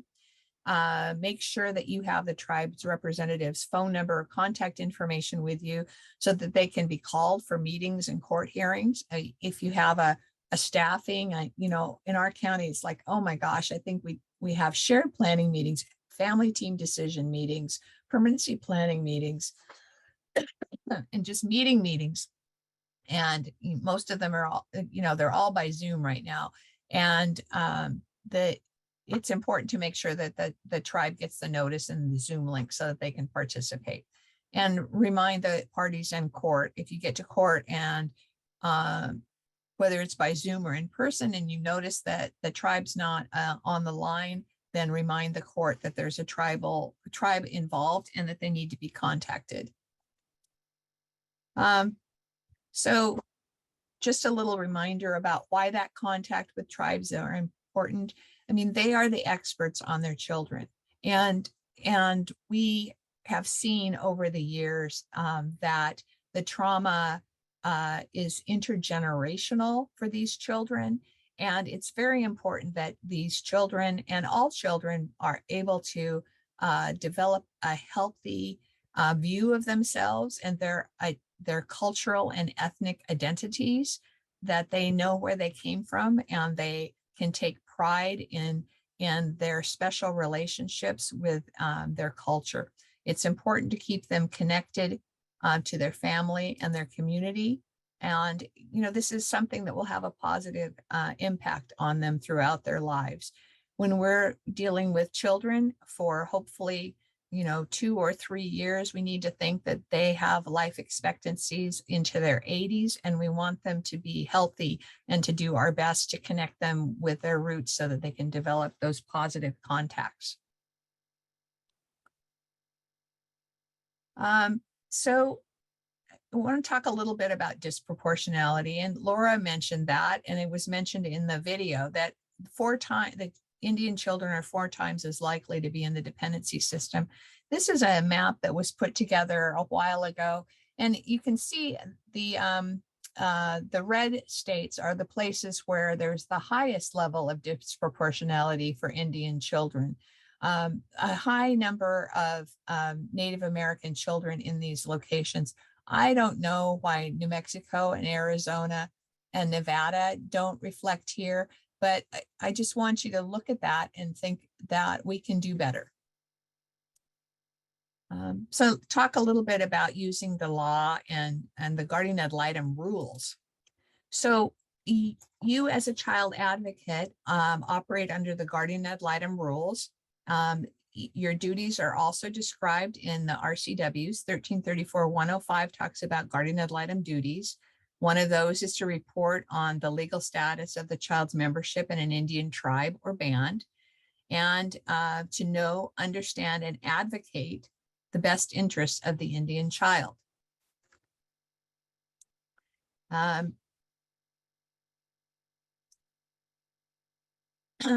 what's the best interest of the Indian child? So that I'll direct you to ICWA, which is 1338-040, which talks about the best interests of the Indian child, the use of practices in accordance with the Federal Indian Child Welfare Act, this chapter, and other applicable law that are designed to accomplish the following. Let's see if I can get this there. Oh, come on. Uh-oh, I did another one of those fly-in things. Sorry about that. To protect the safety, well-being, development, and stability of the Indian child, to prevent unnecessary out-of-home placements, to acknowledge the right of Indian tribes to maintain their existence and integrity, recognize the value to the Indian child of establishing, developing, and maintaining a political, cultural, social, and spiritual relationship with the Indian child's tribe and tribal community. And notice this includes the political part is the membership in the tribe that we talked about earlier, and to prioritize placement of Indian child in accordance with placement preferences. So looking at the guardian ad litem rules, which are the rules that you operate under as an advocate, it's best practices, reach out to the child's tribe. I can't emphasize that enough, and I know I sound like I'm just going on and on, but I want to make sure that you understand that the child's tribe is extremely important on these cases. They can provide a perspective on the family and child, as Laura mentioned. They may have history that they know about the family that can be helpful in understanding the situation the child is in. They can provide educational materials, certainly education for the CASA or GAL child advocate, so that they can be more knowledgeable about the child's culture and the child's tribe. And certainly the child can participate in tribal events. I would also add that sometimes because there's been so much relocation of Indian families, that they may be able to connect the child with an elder from their tribe who lives in that local area, even if it's not a local tribe. So under JLR 2, a guardian ad litem child advocate has the ability to request an interim review to monitor a specific issue. So I would suggest that if something doesn't seem right, and that the child's cultural issues are not being addressed, or their connection with family, if there's not family time that's being provided, if they're not being able to contact siblings or extended family, a number of different reasons, you can request an interim review to address those issues. And remember that that's something you can certainly do on all cases, but may be applicable to one of your cases with an Indian child. You can also check in to see whether notice has been provided to tribes, whether there's been correspondence received back from tribes, whether the child's placement is in a placement under ICWA, and any other concerns that come up. I think it's very valuable for you as a child advocate to read the file and look at the legal file in particular to determine if notice has been provided, if the tribes have been invited to participate, and in what way, and whether or not the child's Native American ancestry has been researched. This will come up on cases where maybe in the past there wasn't reason to know, but then on further review, there's a relative or extended family who says, oh yeah, I think that we have connections with the Cherokee tribes, or we have connections with a tribe from Montana, and I can't remember the name of it. So it's something to research and find out if there have been notice provided to the tribes that could potentially be involved. Some of the other things that you can do is you can certainly call a shared planning meeting. I mean, just ask the social worker and say, hey, I think we need to talk about some of these things. I'm concerned about family time. I'm concerned that these children aren't seeing their siblings. I'm concerned about the services that need to be provided to the parent because the parent's not getting where they need to go. Do they need transportation? Coming up with a plan.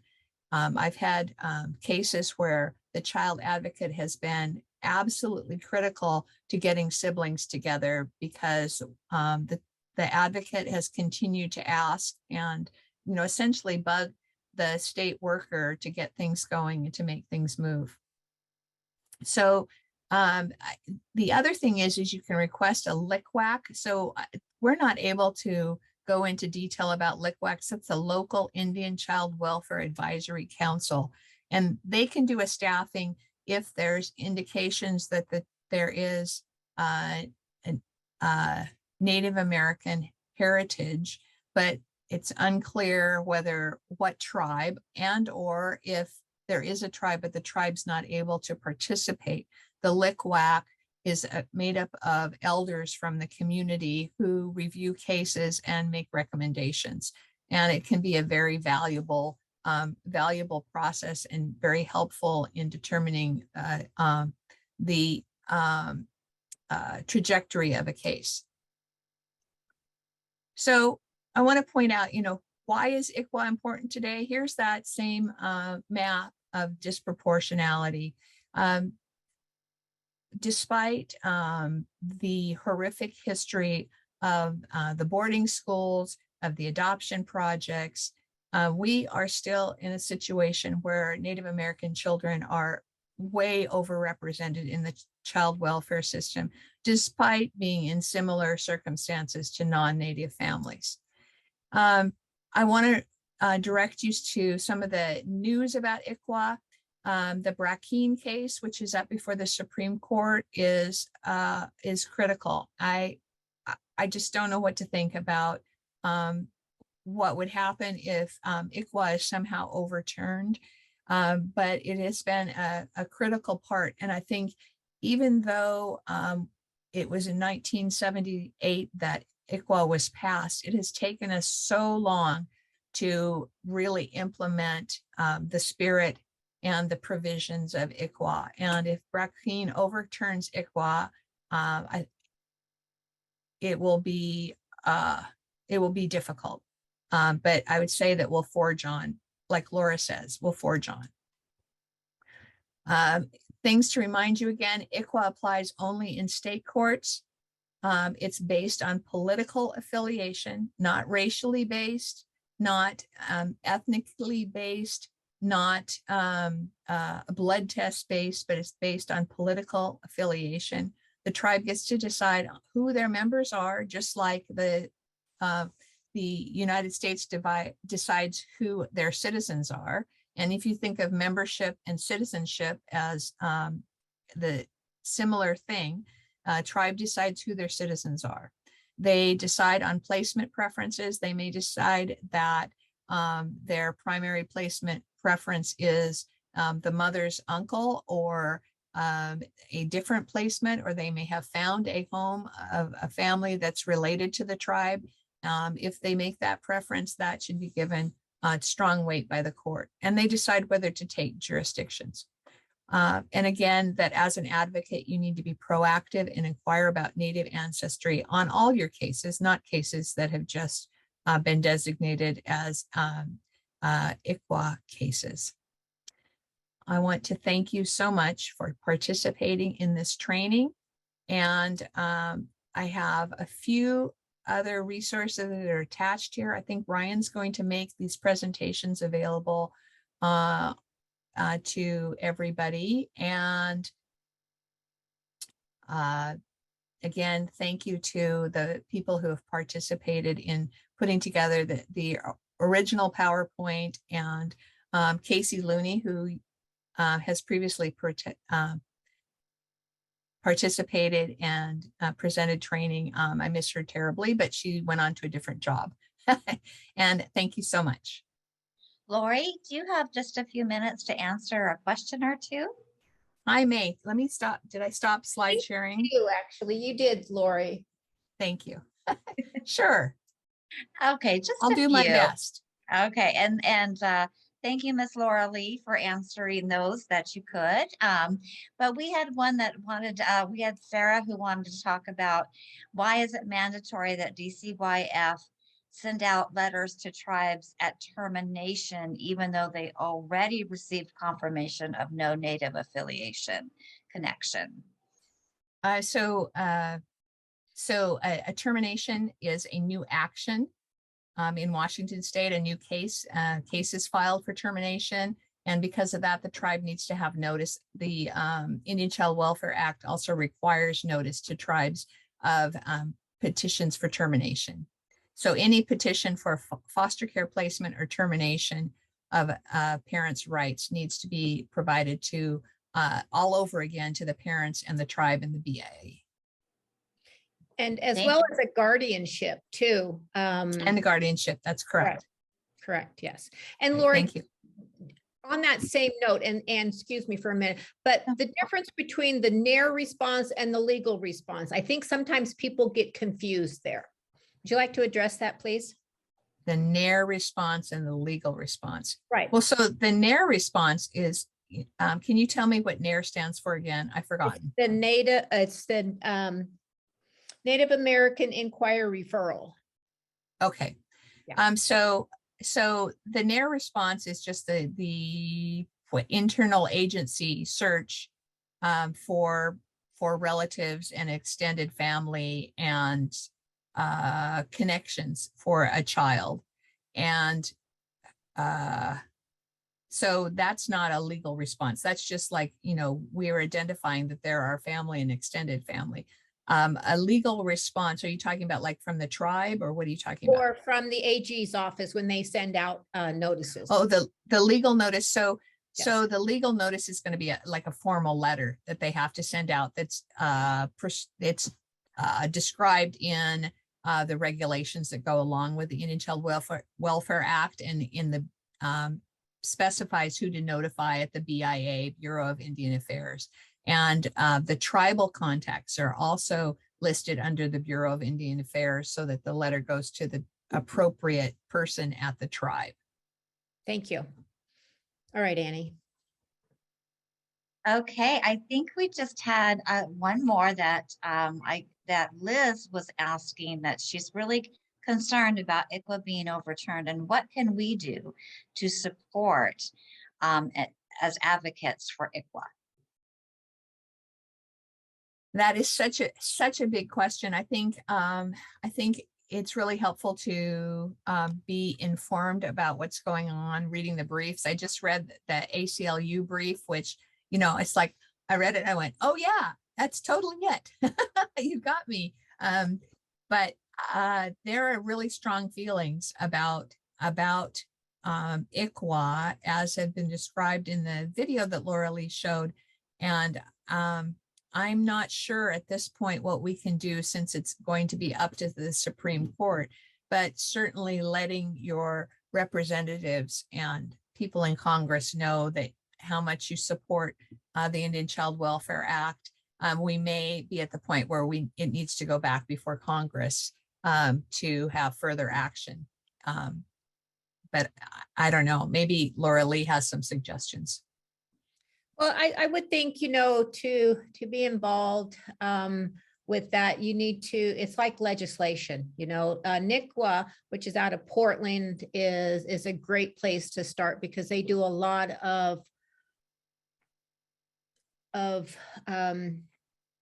can't think of the word, going forth and helping tribes throughout the state, and very legally minded to work with the Congress to make sure that ICWA is not going to be overturned. So I would contact NICWA, their wealth of information. Yeah. NICWA, and I think I mentioned that before, is the National Indian Child Welfare Association, right? Anyway, they're a great source for training materials as well as information on legislation. But if you just type in Brackeen or ICWA in your search under Google or whatever search you use, you're going to come up with a huge amount of information that is both on many different sides, I would say, of the issue. And I didn't do this at the beginning, but Ann McVoy, you are the program manager extraordinaire from Grays Harbor. So Ann has been on this committee for a very long time, and she is just a gem and helps so much in everything that we do. So it's a great joy to have you here, Ann. Thank you. Thank you, because both of you have just enriched my life tremendously, especially in the field of Indian child welfare. Thanks, Ann. So Lori, is your yes, Jessica's here, and let's see if Jessica could, let's see, I have to ask Ryan to help me. Yes. And we will have time at the end for questions and answers as well. But I'm very excited for our guests, Jessica and Lori. If you would like to go ahead and introduce her, I would greatly appreciate that. Welcome, Jessica. Yes, thank you, Jessica. So Jessica is the attorney for the Yakama Nation, and I see Jessica on cases that involve Yakama Nation children that are in our county court. I know she's worked for the tribe for quite a while. She graciously agreed on very short notice to participate today and to talk about a couple of things. One of the things I'm always interested in is what can child advocates do in regards to connecting with tribes who may be so remote, and how the CASA advocate can support the tribe's advocacy on these cases when we're appearing over long distances. And then what Jessica does herself as a tribal advocate on these cases in courts all over the country, and what can help her and support her. So I appreciate she's coming off a vacation. She's jumped in to do this, and I know she'll be wonderful, and I'm looking forward to what she has to say today. So thank you, Jessica. Yeah, you're welcome. Thank you for having me. How long do you want me to talk? Well, you can go as long as you want, but I don't know. How long do you want? It's hard to, I mean, I don't think I need that much time. So if you need me to wrap it up, just let me know. Yeah, I think you can just go ahead, and it would be, maybe you can talk a little bit about Yakama and Yakama Court and what you have there for the on the ground court, and then your role on these remote hearings and these remote cases. Sure. Thank you. Yeah.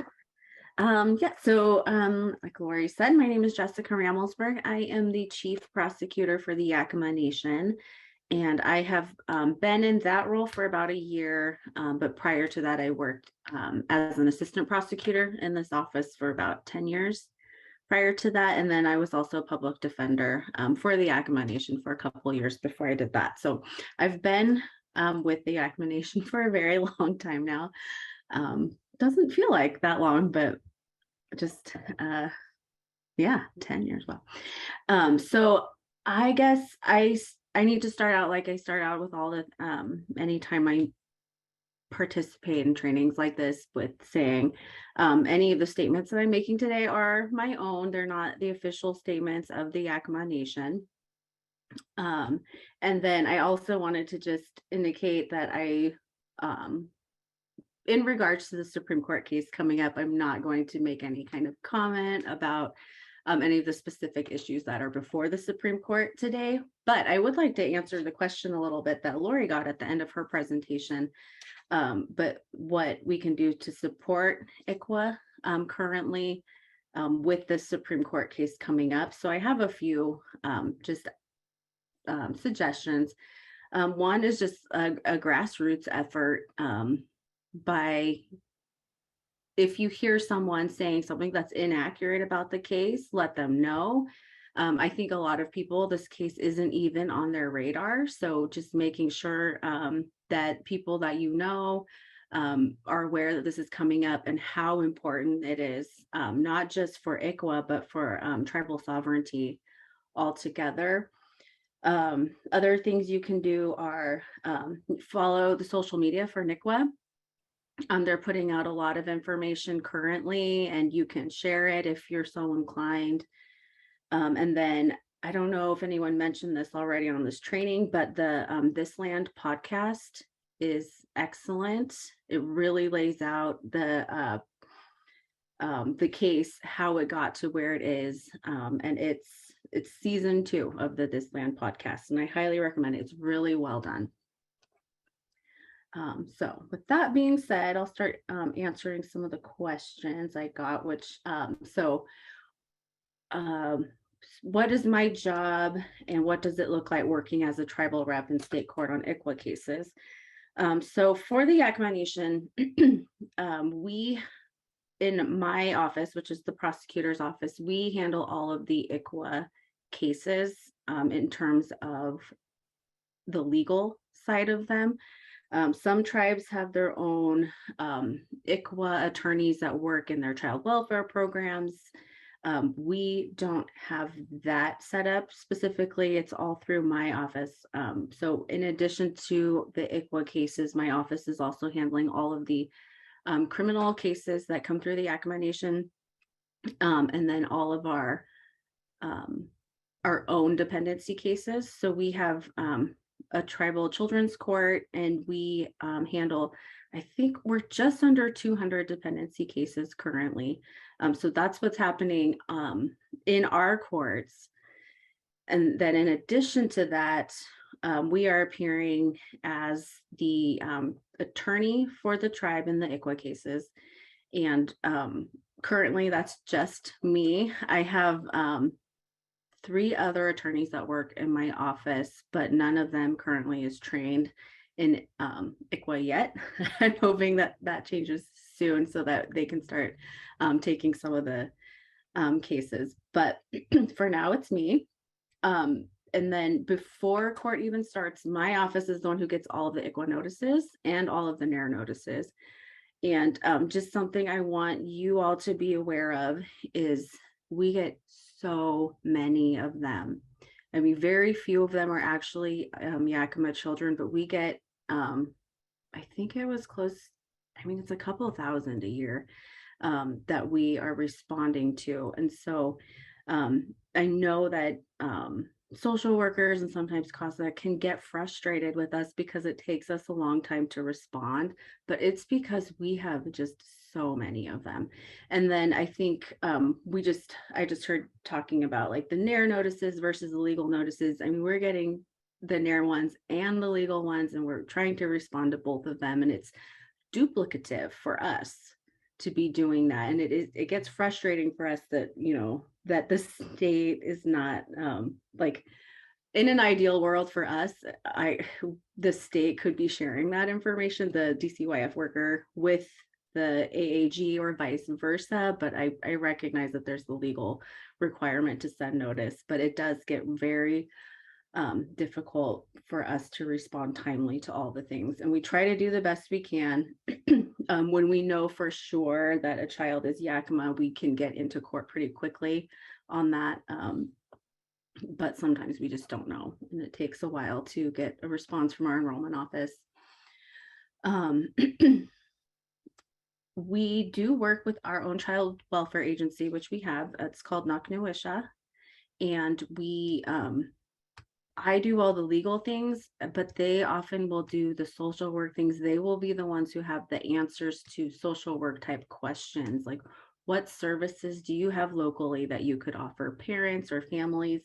I typically will just say, here's the person to contact. So typically you all will know me as the person who appears in court, and then I can send you to the person that might best meet your question if I don't know the answer to it. The other thing, so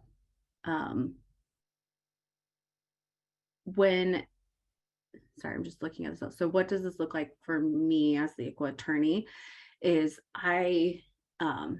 as you know, we can have kids that are dependent in any state court in any county in the country. So there is not like a schedule. Like, I don't know, for like Tuesdays are the days I do my ICWA hearings. They can be any day of the week, any time of the day. And so it can be really difficult for scheduling things. And one of the things, it's pretty difficult, honestly, in King County, how they do like the huge long list of cases, and then you just have to sit there and wait for your hearing to come up. And I mean, if any of you have any pull on how that's done, it would be extremely helpful to tribes if they could put the tribal ones at the very top, because our resources are so stretched, and it's often difficult, especially if, I have a hearing in King County and then I have another one in, Snohomish or Yakima County even. So just keep that in mind, that's what it's costing tribes is, we have very limited resources. And when I'm spending 4, 5, 6 hours of an entire day in court, it's really taking a toll on my office in general and all of my other ICWA cases. So the other question, do you want me to answer any questions as I go, or just wait till the end? What do you want to do, Anne? Sorry. Oh, that's okay. We had a question pop up, and if you don't mind answering, from Janet. Janet said, when you are in court, are you the ICWA attorney for the parents or the child, or both? None of the above. I am the ICWA attorney for the tribe. And so parents will have their own attorneys, and in many counties, well, I guess not many. In some counties, children have their own. I think King County is one of the ones that typically does have children's attorneys. And I work with those attorneys closely, especially when our interests align. But no, I represent the Yakima Nation's interest in the children. Thank you very much. Mm-hmm. Okay, so the next kind of question I got is, what would I like to see from CASA child advocates, or do I have any suggestions for CASA? So my first thing I would like to see is that you work with tribes. Contact us. I very rarely get contacted from CASA or advocates, and I think this may be a generalization, but I think there might be a perception that we maybe are opposed in our thoughts or our position on the cases, but oftentimes we're not. We will often have the same goal, and if we work together, it's a lot more powerful. There's a lot of ICWA law that will boost often your position, and I'm constantly surprised that it's not being used, and that goes for parents attorneys too that don't make the ICWA argument that's right there. So yeah, contact me. I would love to work with you and help you out. Try the other thing, try to start from the perspective that it is in the Indian child's best interest to maintain connection with their tribe. Try not to look at ICWA as a barrier, but start from there. And then, you can you make your own opinion, or you get to say what you believe is in the child's best interest, but please start from there. And the other thing, ask for FTDMs to occur early and involve the tribe as early as possible. So many issues can get hammered out in FTDMs and often can prevent even filing or how the case is going to go forward. And it's a really good time for family to come forward, and we can start, the worst thing that can happen, I think, is when a child is placed, with a non-relative home and then, starts making connections there. And it's because nobody reached out to the family. And those connections could have started happening with the family from the beginning. And FTDMs are often the place where those can start occurring. In addition to that, if the tribe hasn't responded, make sure the LICWAC is occurring. It's also a really good way to get family involved right away. And we've often, even when we are involved, we will sometimes request a LICWAC occur anyway, especially if our kiddos are not, near Yakima, they're in further off areas. And LICWAC is actually I think Washington's the only state that does something like this. So it's a really good resource that you have at your disposal. Can you talk, Jessica, could you talk a little bit about LICWAC? We didn't really go into that much. Oh, okay. So for every case where there is reason to know that a child is an Indian child, I believe it's supposed to be occurring, that the local Indian child welfare, I can't remember exactly what the LICWAC Advisory Committee. There we go. Perfect. They have a group of, it should be members from the child's tribe if possible. Sometimes it's not possible to get that, and so it might be members from a more local tribe. And we utilize it often for our cases that open in our dependency court. Even we'll use the Toppenish office's LICWAC committee to try to figure out, even before filing occurs, when possible, what this family needs, and if we can avoid filing. But it's, I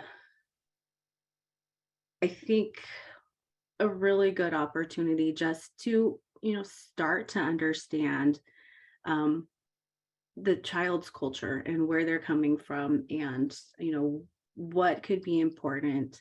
I'll just give an example. Some tribes, including Yakima, and that's a generality too, because Yakima has a lot of different, within it, even, different bands and different beliefs on things. But, there are some families that do not agree with cutting hair. And so it can be a big deal if, the state decides to cut hair, and often there could be a very legitimate medical reason for it, like, head lice and that kind of thing. But that's just something you can LICWAC and just say, what is the consequence of this culturally? So just anything like that. If you have a question about the culture, LICWAC is great for addressing that kind of thing. Can I just add that, that's very interesting what you just said, because I have a tribe that you only cut the hair if one of the members in the community, their tribal community, has passed away. Mm-hmm. Then you can cut a lock of the hair. Mm-hmm. Yeah, that's similar to some of the Yakima ways too. If you lose a relative, often people will cut their hair. Yeah. But yeah, it can be really important to a family. Very much so. I'm a LICWAC member in Region 5, and I think too, my position as a committee member is that if an Indian child is placed in a non-Indian home, it's my duty to make sure that non-Indian family is respecting the culture, doing what they need to do to keep that culture and heritage alive within that child. And I'm a stinker when it comes to that. Good. Okay, so then I'll just move on to the next area, which tips for CASA and child advocates and connecting with tribal families. I would say, attend community events, sit down and talk with the family, the grandparents, aunts, uncles, cousins who are involved or know something about this child. I found that if you come with a willing and open heart, that elders especially will be happy to sit there and give you all kinds of information about the culture, and they'll often talk for a very long time, which is great because you learn so much. But yeah, just don't be afraid to reach out to those relatives or to go to those community events. If you're close to the tribe that the child is a member of, or even if you're close to a different tribe, attend those events too, because you will see a lot about what community means and what it means to have that connection to your tribe, and why that is really important for these kids. What do I wish that child advocates knew about ICWA? That all tribes are different. All tribes are differently sized, differently resourced, and are doing the best they can with what they have. And so I was in a hearing one time, and that there was a hint that the children could be a member of a certain tribe. I won't say which tribe it is, but like within 5 minutes, they had 2 attorneys, 1 child welfare worker, and some other person on that hearing. And I was just impressed, like, oh my goodness, they can have all these people here. Yakima's not like that. I wish that we were, but we're often, like I said, pulled in different areas, and we try to, it's obviously extremely important to us, so we try to address everything as it comes up, but we just can't do it all. And Yakima is the biggest tribe in the state of Washington, and both in terms of membership numbers and land mass. We have over 11,000 tribal members. And so you can imagine that we're getting contacted a lot, not just from Washington, from all over the place. We don't have access to other tribes' information. So sometimes we will get asked, well, aren't they a member of Tulalip? Can't you check that? No, I cannot. Only tribes can determine their own membership. And I obviously cannot speak for any other tribe. Tribes are, sovereign nations, and so they all have the right to determine their own membership. Let's see. The other thing, the really important thing that I think would be helpful for everyone to keep in mind, especially people who are working with the kids, are that these kids have a right to their culture. They have a right to participate as much as they want to. And they did not ask to be removed from their parents. They didn't do anything wrong to be here. And they are children. And so, we will hear kids say, I don't want to do anything with the tribe. I don't want anything to do with it. And that is perfectly fine. But what we have to remember is that they are children, and in 10 years, 15, 20 years, they might have a different perspective on that. And so I often just say it's every single person in that courtroom's job to protect that child's path back to their tribe. And I think CASA has a very big role in that, in making sure that everyone is doing that, holding everyone accountable. to make sure, because even if, you know, they can't be with family and they are away, we need to be able to show them how they can be part of their tribal community, which is, you know, it's their birthright. And to have that taken away from them when they had no choice in the matter at all is, you know, it's devastating. And they may not realize that until, you know, they're 30, 40 years old. But yeah, is there any questions? That kind of comes to the end of the questions that I've received and had answers for. Jessica, I was struck by the King County issue with those long hearings and how long the calendar is. And sometimes we do have like 20 cases on to be addressed. And I would just suggest that you could request that the case go early in the calendar, or request like a 10 o'clock start, something like that. And most often the judge will try to accommodate that. We have that in place because we deal with Alaska tribes too, and they're an hour behind us. And so we're trying not to have them have to get up at 6 a.m. or 5, or appear at court at 7 a.m. or something their time. So that is always possible. And I'm just struck by the vision of protecting a child's past back to the tribe, because I think that that's really important. And particularly maybe for children who have Native American heritage but don't have a designated tribe, making sure that their whatever placement they have recognizes the heritage that's going to be part of that child's life forever, and helping them explore that. So, Jessica, this is Laura Lee, and I'm so grateful that you talked about the time it takes for tribes to get things out. Some tribes don't even have their own courts, and maybe have somebody come in once a month to look at all these notices. So it just takes time.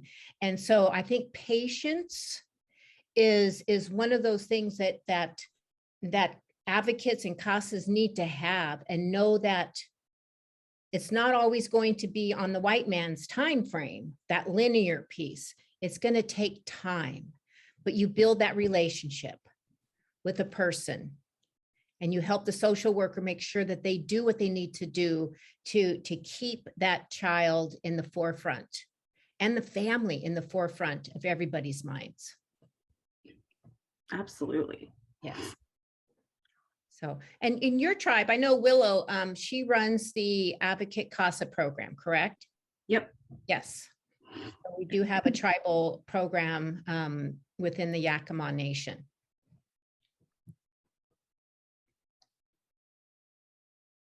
So Jessica, can you talk a little bit about your child welfare court and how that works for your tribe? Because we don't often hear anything about the tribal courts except that they exist. Sure. Yeah, so we have a tribal children's court. We have a code, or it's called the Revised Yakima Code that that we have to follow. It's very similar actually to state court.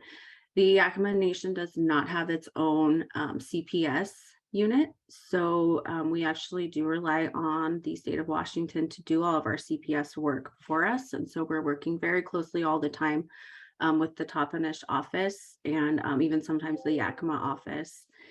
And how that looks is they'll do the investigation, in constant consultation with us. And then we actually file the petition in our court, and the CPS, the DCYF CPS worker appears in our court as a witness. And then our child welfare agency, Naknowisha, takes on the ongoing social work for that case until it closes. We have, the shelter care hearings, we have fact-finding hearings, review hearings, permanency planning hearings. We do not, just a note on permanency, we do not do adoption in our dependency cases. Guardianship is the, I guess, the most permanent option that we have. And we do not support adoption in any of our ICWA cases because it cuts off ties to the tribe. And so that is consistent in how we do it in our own court as well. Did that answer? That was really helpful. And then how does the CASA program, the tribal CASA program, fit in with the court? So the CASAs are, we don't have them for every case because we just don't have enough, volunteers. But they are often either assigned to a specific case where the judge thinks it would be helpful to have that perspective, or sometimes even our workers, our child welfare workers, will request that one is added. It can be really helpful to them. They have a lot of cases, and so often CASA can do some of that legwork for them in terms of saying, here's this family member that you may not have been aware of, but that I know about because of my, contact with the child and with the child's family. Yeah, so that's I'm not sure how many volunteers we have currently, but yeah, Willow is in charge of all of that. Well, I had the pleasant experience of going to the NICWA conference with, and Willow was along, and she's just a joy. So yeah, that was very nice. So do we have more questions? I think so. So Jessica, thank you so much. It was very helpful, very interesting, a lot of good information. And I took notes. So again, when you're appearing in King County, if you let the court know that you have some time constraints, because we can forget how long it really takes to get cases, because, I may have 5 cases on the calendar and yes, but it's important to remember that tribes have all different levels of resources and what they're able to apply on cases. Yes. And thank you very much. Yeah, and I think that's good for the advocates and the CASAs to know too. If they know that a tribal representative is going to be in court, they need to ask the court to move this forward as well. I think that's a great place to start too. So thank you, Jessica, for being here. You're welcome. Thanks for having me. And if anything comes up, please contact me, and I can kind of direct you if you have an issue somewhere. And then Ryan Murray is also on the email. So if something comes up and we can help, we would be glad to step in. Great. Thank you. Thank you. Thank you so much. See you. Bye. Awesome. Wow. We have just gone through this 4-day training in a record amount of time. That's great. So is there any questions from any of the advocates or CASAs, or if there's any staff members on this Zoom workshop? Okay, we do have. I don't have any questions, but I really have learned so much today, and I appreciate this. Well, thank you. Thank you. And look for the actual 4-day training sometime in March, April. We will be doing it, and it will be by Zoom. And so we're going to start working on that really soon. And that is much more entailed and in depth. So please look for that through your programs. So I think that one of the things Ryan was going to make available, we have an ICWA manual that we put together based on a manual that was shared with us by a tribal program down in Oregon. And I think that that's helpful. Just, you can go through it I think it's essentially available like as a PowerPoint, so you can read through it and use that as a resource. There are lots of resources available. And I think the thing to remember is that it's a long process to learn and to kind of internalize some of these concepts. And I was thinking about watching the video Laura showed and how much I think my parents' attitude about Indian children was impacted by all that publicity as they were growing up, and something that's just part of maybe this memory that the country has and that the white people have, and it needs to be corrected and updated, and the only way we can do that is by paying attention ourselves and learning ourselves and sharing what we know with our connections. Thank you, Lori. That was beautifully said. I appreciate you so much. I do. And Alice asked a question, and she said, so even if the foster family is Indian or child's tribe, there's no adoption? If that particular tribe does not believe in terminating parental rights, because they believe that if you terminate a parental right, you're terminating the whole family and the whole community. So yes, a guardianship would be in place. And some tribes have, like, they'll call it a customary adoption. So they don't terminate parental rights, but there's a customary adoption, and it's a tribe specific ceremonial situation that it's something to inquire about.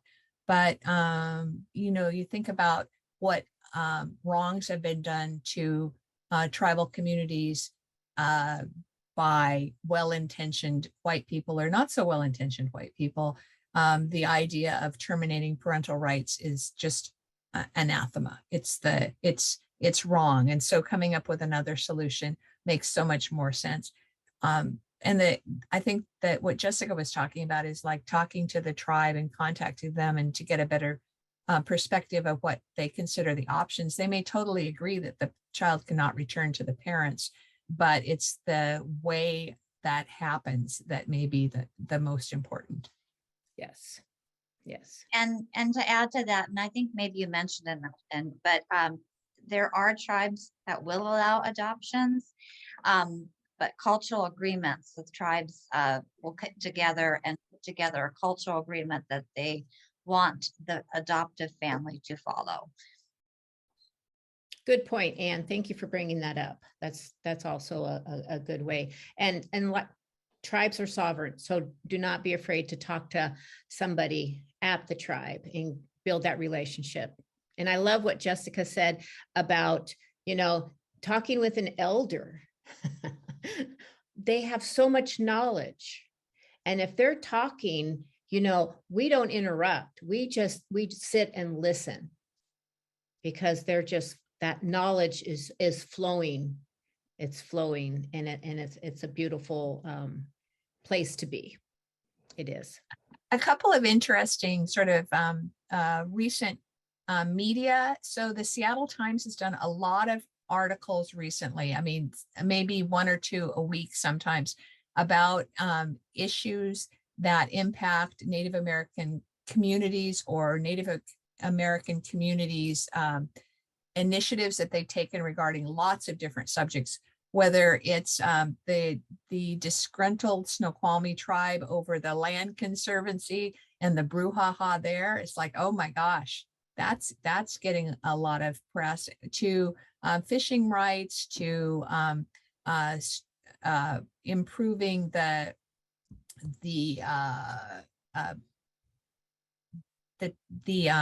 streams and rivers and trails and all of that material that contributes to the welfare of the habitat for salmon and other fish and animals, to political issues. I think it's just fascinating. The other thing that my husband and I are watching and are getting kind of addicted to is a new show called Alaska Daily, about investigations of missing and murdered Native American women in Alaska. And it's from the perspective of a newspaper in Alaska. And it's fascinating, interesting. It appears that it's been actually filmed in Alaska, at least from the backdrops, the settings that are used. And the actress whose name is escaping me right now is just great. Anyway, and Hilary Swank. Hilary Swank, right. And there are a number of Native American actors in it, and it's fascinating. but there's also a lot of press on missing and murdered Native American women. That is something to follow up. It's a tragedy and of huge and impactful proportions, that so many of our families where we're missing mothers, sisters, aunts, cousins, grandparents that have whose loss or missing status has not been adequately investigated. And I know that the Seattle Indian Health Board has been working on that, and there are a number of organizations addressing that, but it's a huge problem and it's not been resolved. No, it hasn't. But that's where we have a voice. Yes. If there are any other questions, we're actually going to be able to respect a lot of your time, and thank you for being on this journey with Lori and I and Anne, and thank you, Ryan, for all the support you have given this workshop and institute, because it truly is a dream and a vision of mine that here it is, and we will be back in person one day soon. And I know that we have one other video if there's no more questions. And we will end it there. Please know that I did put my number in chat. I'm open to phone calls. I will do what I can to assist, because it is my heart's passion. It is my heart's passion. So thank you.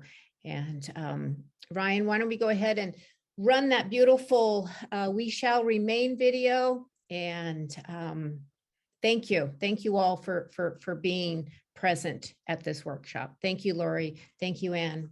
And thank you all.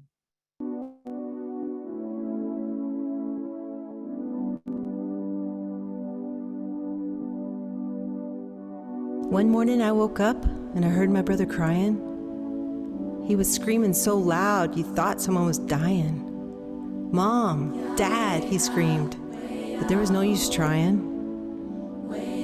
They weren't around. I ran outside and saw he'd had a pretty bad crash.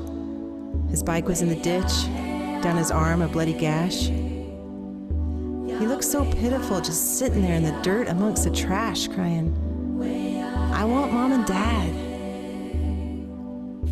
I picked him up and started running toward my uncle's up the way.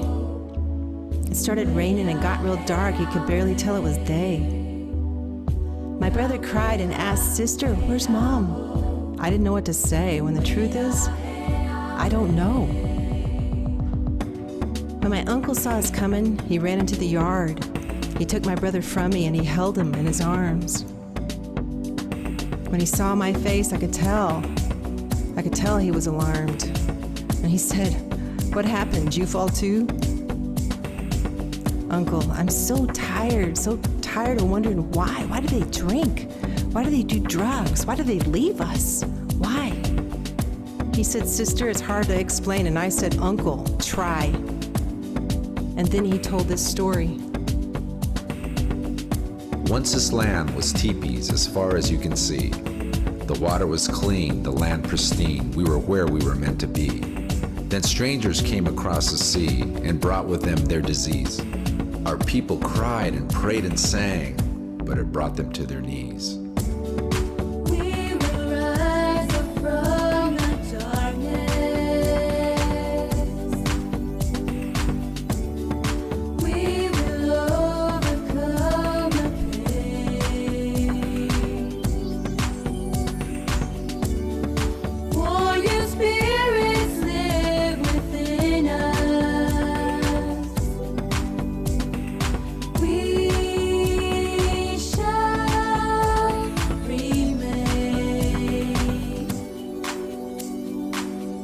Imagine that your family, and most of all your tribe, what if most of everyone you love suddenly got sick and died?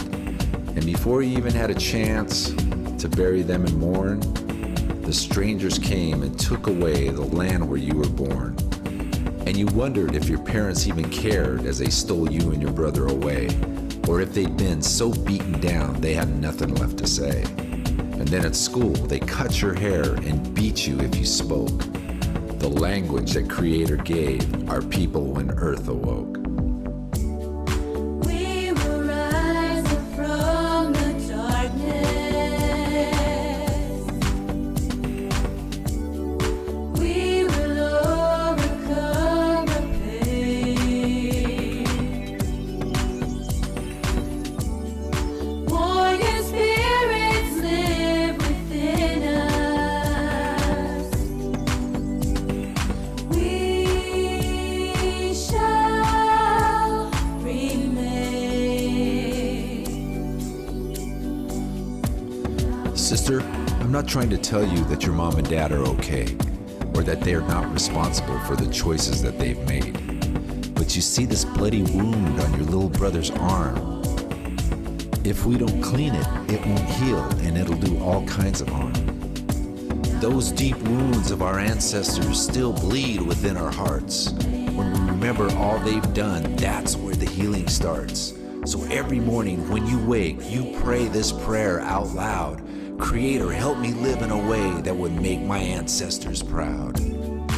We will rise up from the darkness. Don't you forget this. You can be anything you want to be. We will overcome the pain. Just work hard, never give up.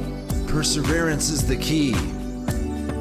Warrior spirits live within Strength, us. dignity, honor, that's all in your family tree. So hold your head up high and know that. We shall remain.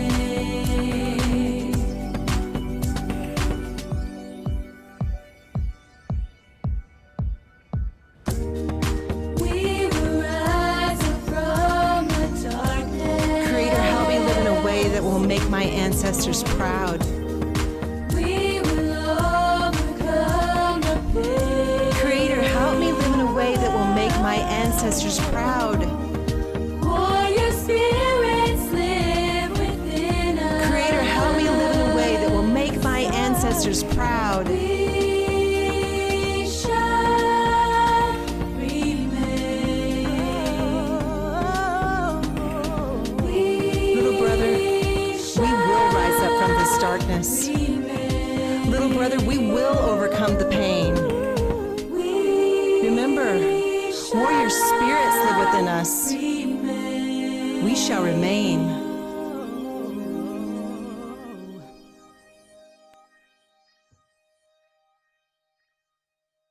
Thank you, everyone. Have a wonderful, beautiful day. Thank you. Thank you.